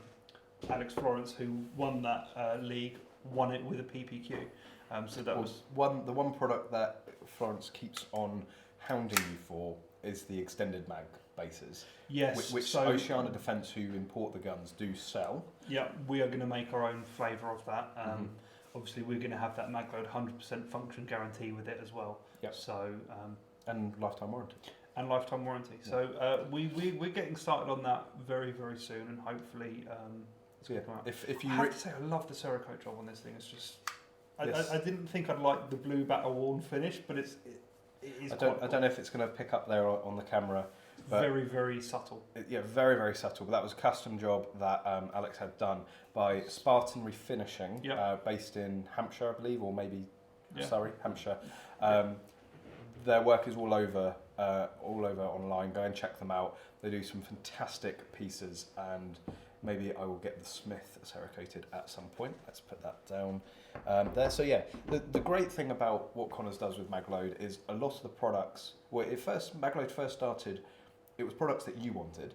Yeah, so I had a look at everything that was available. I'm not going to name brands because they're still big brands today, but I looked at their equipment and thought, I don't like that, or I can see problems with that. And being a bit of a tinkerer. You did it yourself. I did it myself. I mean, I made my stuff on the 3D printer that I built, and it was. And then well, obviously you still have your own product ideas, but a lot of the products that come out are from people asking you. Yeah, so, people drive the shooters drive the innovation, as it were. Yeah. And people will say, someone will say to me, like, for instance, great example, Graham Guest and the arm stand. Yeah. He says, "Hey Connors, do you think you can make me a magwell for the arm stand?" Okay, so we start driving development forward on that. Yeah. We produce a magwell, which I'm exceedingly happy with the way it's turned out. It's just transformed the way you load that gun. And even with the Tipman, that's another. Yeah, the Tipman. So we were approached by Tipman and given a gun to do some development work on, and we are doing lots of work on that. Not all of it is ready for public consumption, but the magwell of course came first because that was the biggest thing.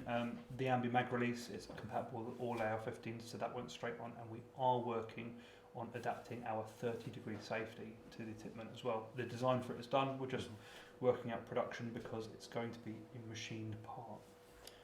So I'm just having if I look distracted, it's just because I'm trying to read, while Connors is talking, I'm trying to read all of your comments. There's a question, are there accessories available for the SXP? Extension tubes, yes, not much else. However, if you're looking at it as a practical gun, I would say you're probably not doing too badly. SXP is very, very cheap. Very, very cheap. We actually have one on the wall over there. So you can grab that. Or, do you wanna? They're very good guns, very fast. They're one of the few guns that do something that we call prep, which is where if you pull back on the pump handle, i.e. prep the pump handle and then pull the trigger, it will come back automatically. Well, you can demonstrate that now. So RIP headphone users. Yeah, this is going to be quite loud, but you can pull back on the pump handle. I'm just going to double check that's clear. You can pull back on the pump handle, pull the trigger, and the pump handle will come back, which enables you to shoot it very, very quickly. This one has a Nordic components tube on the end, I believe, which means that most tube manufacturers will have something. The biggest problem with the SXP is opening out the loading port. There is a lot of material in your way here and a lot of working parts in this area. However, it can be done. It just doesn't look very tidy after it has been done, and it's something we're meaning to do to this particular gun for quite a while. But yeah, SXP. This is going to sound silly coming from me. Whose gun is that? Did we not borrow that from someone?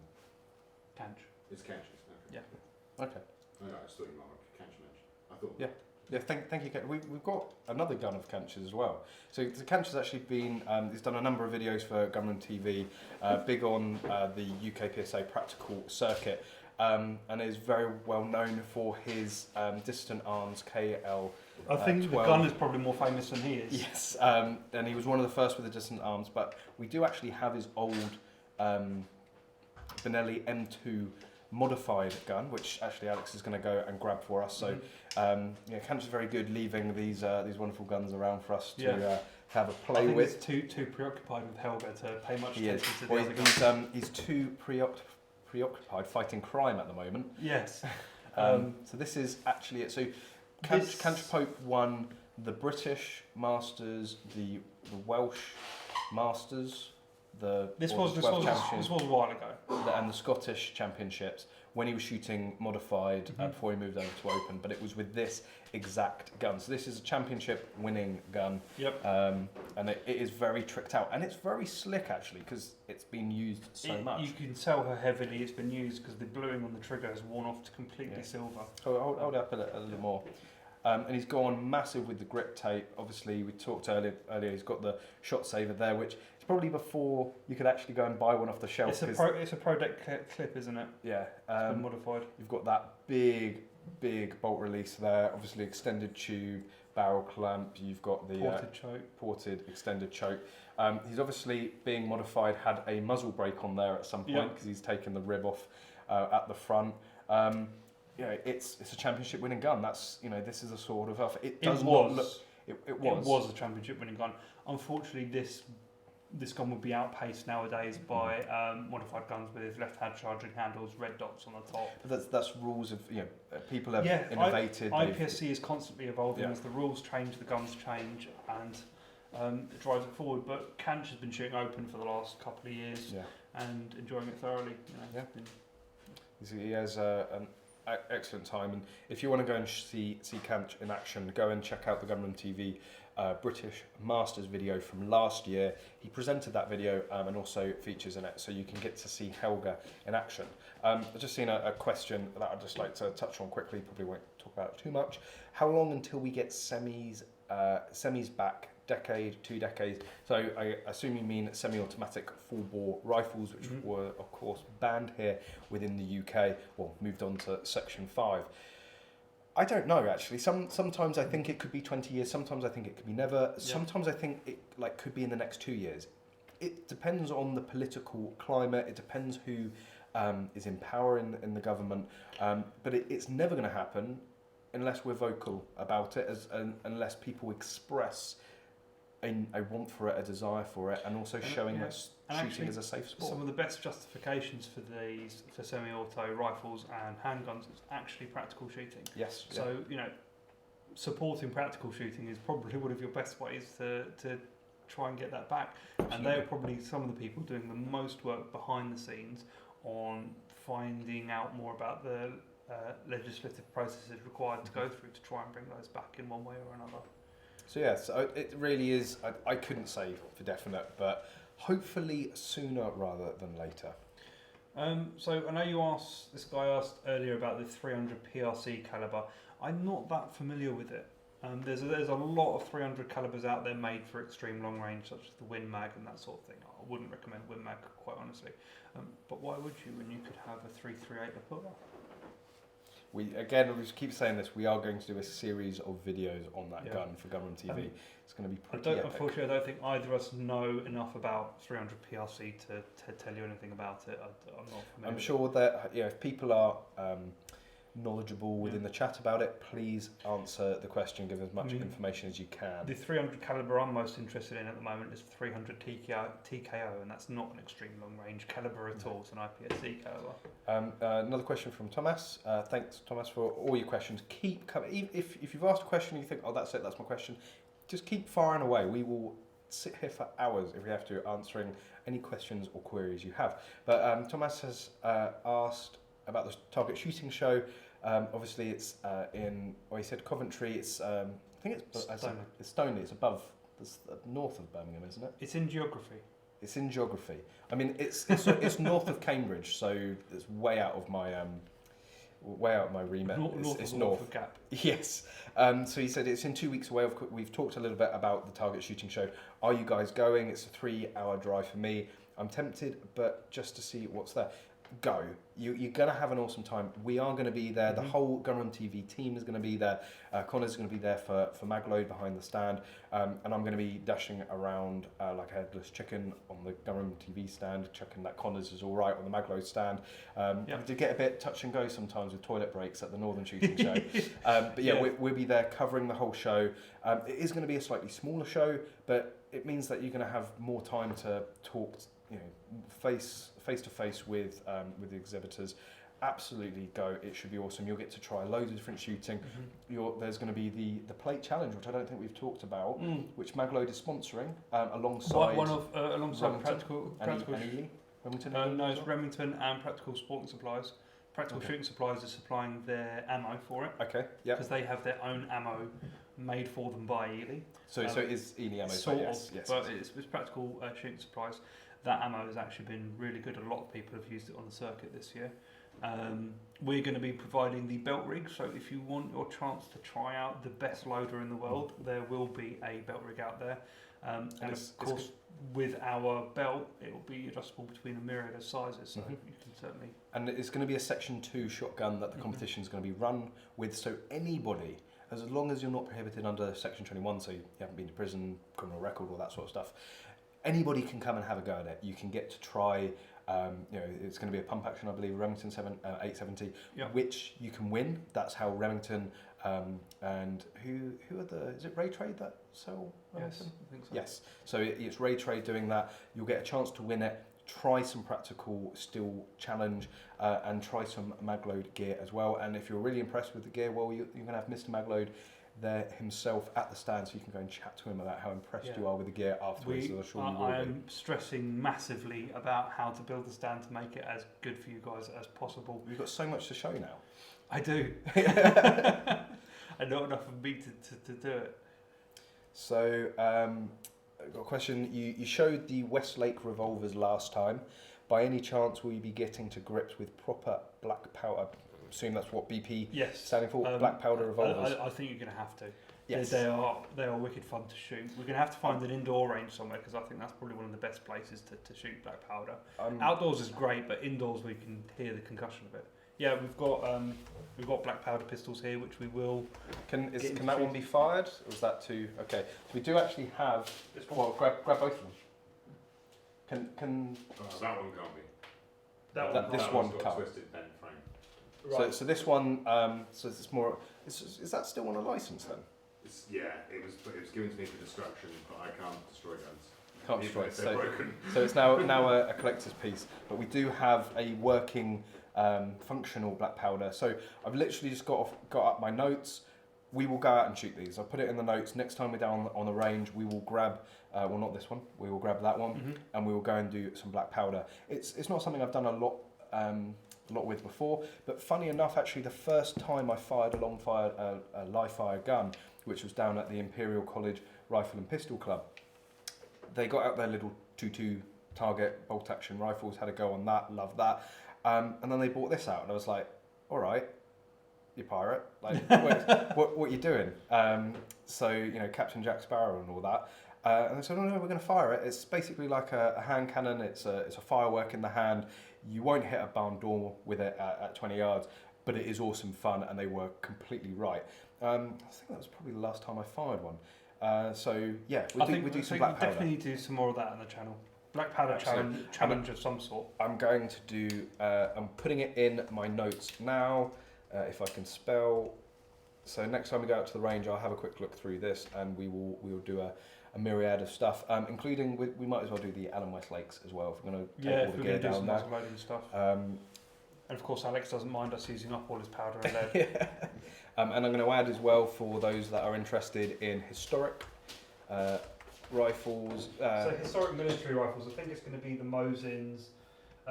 We've got to shoot this. We'll shoot that. Well, we talked about that last time. I got that down. We will do more videos on it. I promise. It's a straight pull, not K11. It's the older the version that predates the K11. So let's just have a quick catch up. Of course, when we say black powder, we'll probably be using nitro. But that's something we can talk about in the video. Yeah. For maybe we can get hold of some black powder and make some sparks fly. Yes. We'll see. Yes. So I've got a question. Hi guys, I'm new to shooting. Only just got my license. What gun would you buy? Thinking Maruku MK70 or Browning 525. Tried both, but the MK70 seems to fit better. What do you think? Someone has already said it, but buy the gun that fits you the best. Obviously, myself and Alex would recommend you buy a Beretta, but I'd probably say a Beretta too, to be quite honest. But that's our personal opinion. Don't ever be swayed by it. If he's between a Maruku and a Browning, and the Maruku fits better, you're getting a better deal with the Maruku. They've got higher grade wood, Japanese made. Go for the Maruku. Okay. Yeah. Well, go for the gun that fits you the best, regardless of what you think brand is better. But as Alex said, you're getting fantastic value for money with the Maruku. They are decent guns. Maruku is one of those. It's up there. It's it's maybe not a Beretta or a Browning, but it's very well regarded. Many people have them, have great success with them. If you like it, if it feels good in the shoulder, get it. It's got to be that, and it's most likely going to be cheaper than the Browning. Yeah, a couple of holsters and a gun belt for the black powder stuff. We need to do like a Western. quick draw challenge. That'd be great. Yeah, that can be done. Yeah, we can do that. We've got steel plates down there. Yep. I don't know. I can't do that. No, we can't. Alex is shaking his head. I think it's going to be the same. No one's going to do that because they're going to shoot your foot off. Yeah. But it's no different than a IPSC draw. True. Which we both have safety certificates for and competition licenses for. Let's move on, please, guys. Yeah. Okay. Yeah. Why Of course, that's not, black powder isn't UKPSA. It will be fine. If they managed it in the Western days, it's just keep your finger off the trigger. No, you need to spin the gun at least 3 times before you take your shot. No. No. One of the greatest facts about the Western days. No. And about holsters and gunslingers and drills and all the rest of it. It was all like bollocks or something. All bollocks. Right, it was all invented by Hollywood. The reason a cowboy carried his gun was to shoot his horse in the head when he fell off and got his foot stuck in the stirrup. It was the only reason they carried guns. They never used to have frickin' shootouts and quick draw. It's all a lie. But as we know with movies, if it's in the movies and it's got must be firearms, it must be true. It's just like if it's in the paper, it must be true. Yes. Hello, Hey, Sean. So, what do you guys think is the biggest problem / fault with the shooting community in the UK? I love shooting. I love the shooting community, but we're not perfect. I don't know. I've always been very vocal about this. What you, the more sensible, level-headed one of us? What do you think is our biggest problem in the community? We're broken. We're fractured. Yeah. All groups need to come together and understand that each one of them has something to offer to gun legislation, to pushing sport further forward, to products and everything that makes shooting the sport it is. Everyone has something to offer. We need to come together. And the thing is, everyone says it, no one does it. What can you do? You do your best. You try to be all inclusive yourself, and hopefully it will catch on. Yeah, talk to other disciplines. Show interest in other disciplines, even if you're not interested in taking it up. Learn as much as you can about other things, so you can see it from other people's point of view. But it's the old cliche now. It's unity. Divided we fall, united we stand. All that. You had to think to make sure you got that the right way. I did. That was tricky. But it's about unity. It's about supporting one another. And there was a lot of, whilst Basque do a fantastic job, there have been big criticisms of the organisation not necessarily looking after the target side and certainly practical side of things, as well as say game and hunting. We saw a fantastic response from various organisations around the pigeon shooting ban and other threats from the likes of Chris Packham, and then we feel a little underwhelmed when it came to the Mars and even the 50 cal. And really, we need to stop this. Well, it's not my side of the sport. We were all pulling triggers. There was an opportunity to actually halt the Mars and the 50 cal bans in its tracks when people could have made a difference. And they didn't. Everyone just expected the person sitting next to them to do something about it. So why should I do something about it? No, when you need to get involved yourself.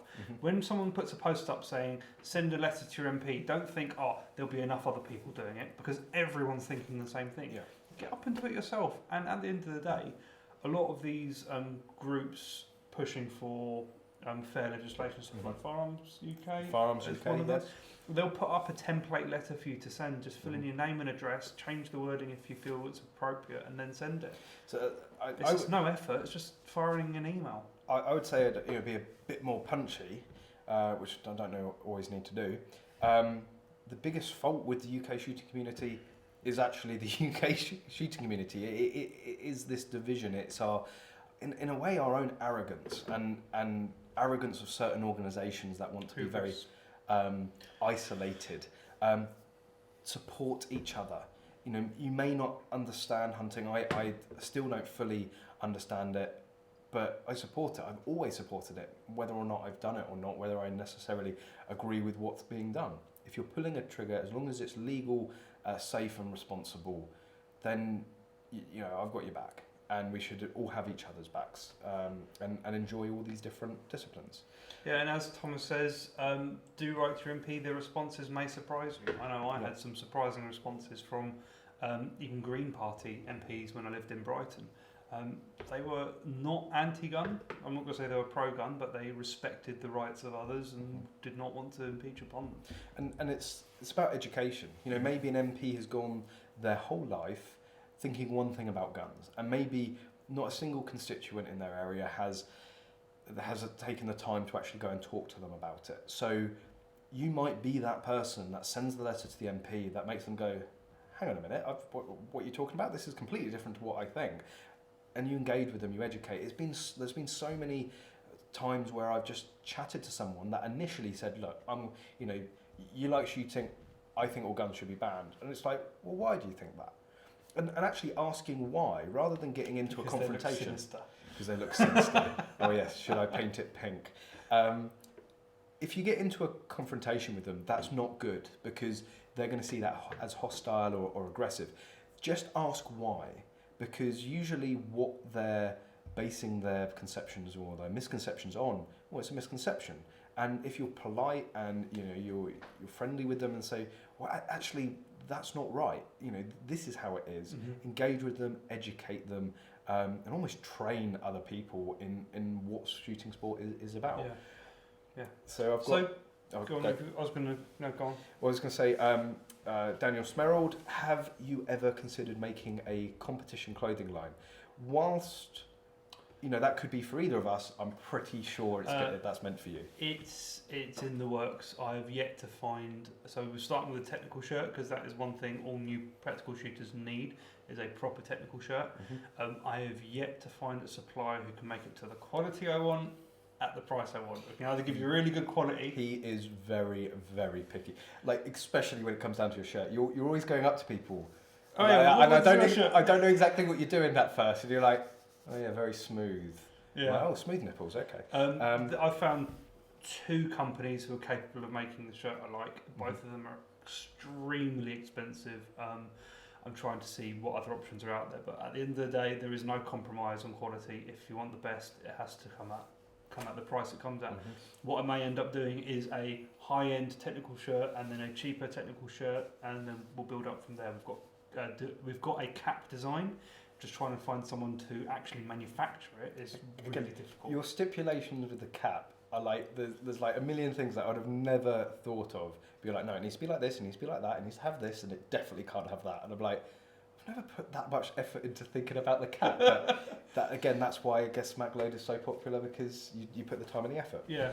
I think we're probably looking at wrapping it up soon. So if you've got any questions you want to ask them now, and we'll try and reel off as much as we can. It is getting late, but yes. And any last minute questions, fire away, and we will work our way through. And once we're done, we will probably wrap it up. So I've got another question from Project 1312.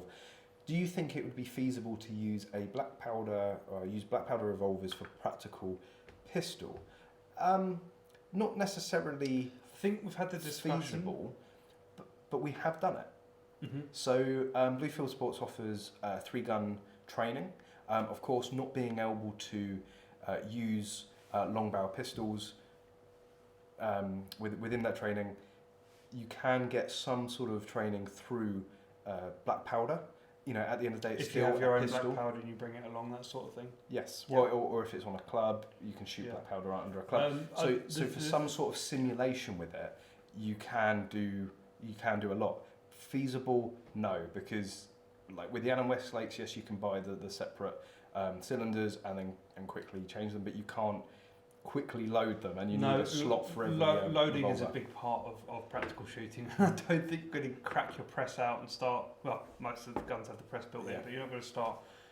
I think carrying a can of nitro around a stage with you is a recipe for disaster. I mean, there are the cowboy action guns and stuff like that. So that is a form of practical shooting. I mean, I'd like to think so. Cowboy action is probably something you might want to look at if you're interested in black powder. I mean. Well, we like magazines and long ones at that. Yeah. So... Is Callum sitting on a higher chair? Yes. Well, oh no, that's not fair. You don't need to make me look shorter. It's my legs. My body's actually the same length as yours.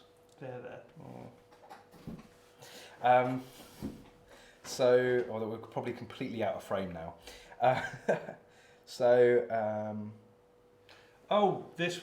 last one. What? I don't want to be the noob at my range. Any advice? You won't be. Every club I've been to clubs absolutely chock full of fuds, and they've still been willing to help out the new shooter. Don't be scared of going to a range and practicing. Someone will be there who will be willing to impart their knowledge. Some of them will even try to force their knowledge upon you. So Don't be scared. You get all types. Some clubs can be worse than others. In terms of being a noob, don't be scared to ask for help. Don't try and act like you know it. Don't try and... Because that's when actually accidents happen, when people aren't confident and they don't want to ask for help. If a club isn't willing to give you help, leave the club. Like, I've never come across a club that's not willing to help. No, you might have a few members within it that are maybe a little, as you say, fuddy and hostile, but there will be people. Clubs don't survive without getting new people into it. So just be honest with them. Always, if you're not sure, ask. Someone will be there to support you. That's the key thing in every walk of life. If you don't know, ask, and it's never truer than when you're handling firearms. Yeah. It's not a bad thing to go to a club and go, hey guys, I've bought this new gun, I've got no idea how to use it, can someone help? Chances are someone will know how to use it. And in terms of being the noob, well, really the only way to get over that is just spend more time at the range.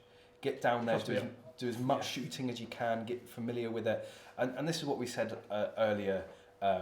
We were talking about the pros and cons of doing many different disciplines. Well, one of the biggest pros is that you become very proficient with many types of guns, and we're very familiar with a wide range of guns, and we end up going all over the world, and we're pretty much able to pick up most platforms and be proficient with it. So that's another pro of doing many disciplines. You never feel out of place if you go to a new range or a new country, because you've got the confidence and experience to be able to shoot a variety of guns. Yeah. What are your thoughts on lever action? Just for fun or more versatile? Well, gallery rifle is shot to great effect with lever action. So if you want to get competitive, there is an entire scene waiting to be tapped there. Again, cowboy action. Cowboy action as well. Lever action is obviously a necessity of the cowboy shooting. Again, gallery rifle. Adler lever action shotguns are really big in cowboy action, and that's a lot of fun. And there's actually going to be an underlever AR 9mm, isn't there? I believe so. Yeah. From SGC.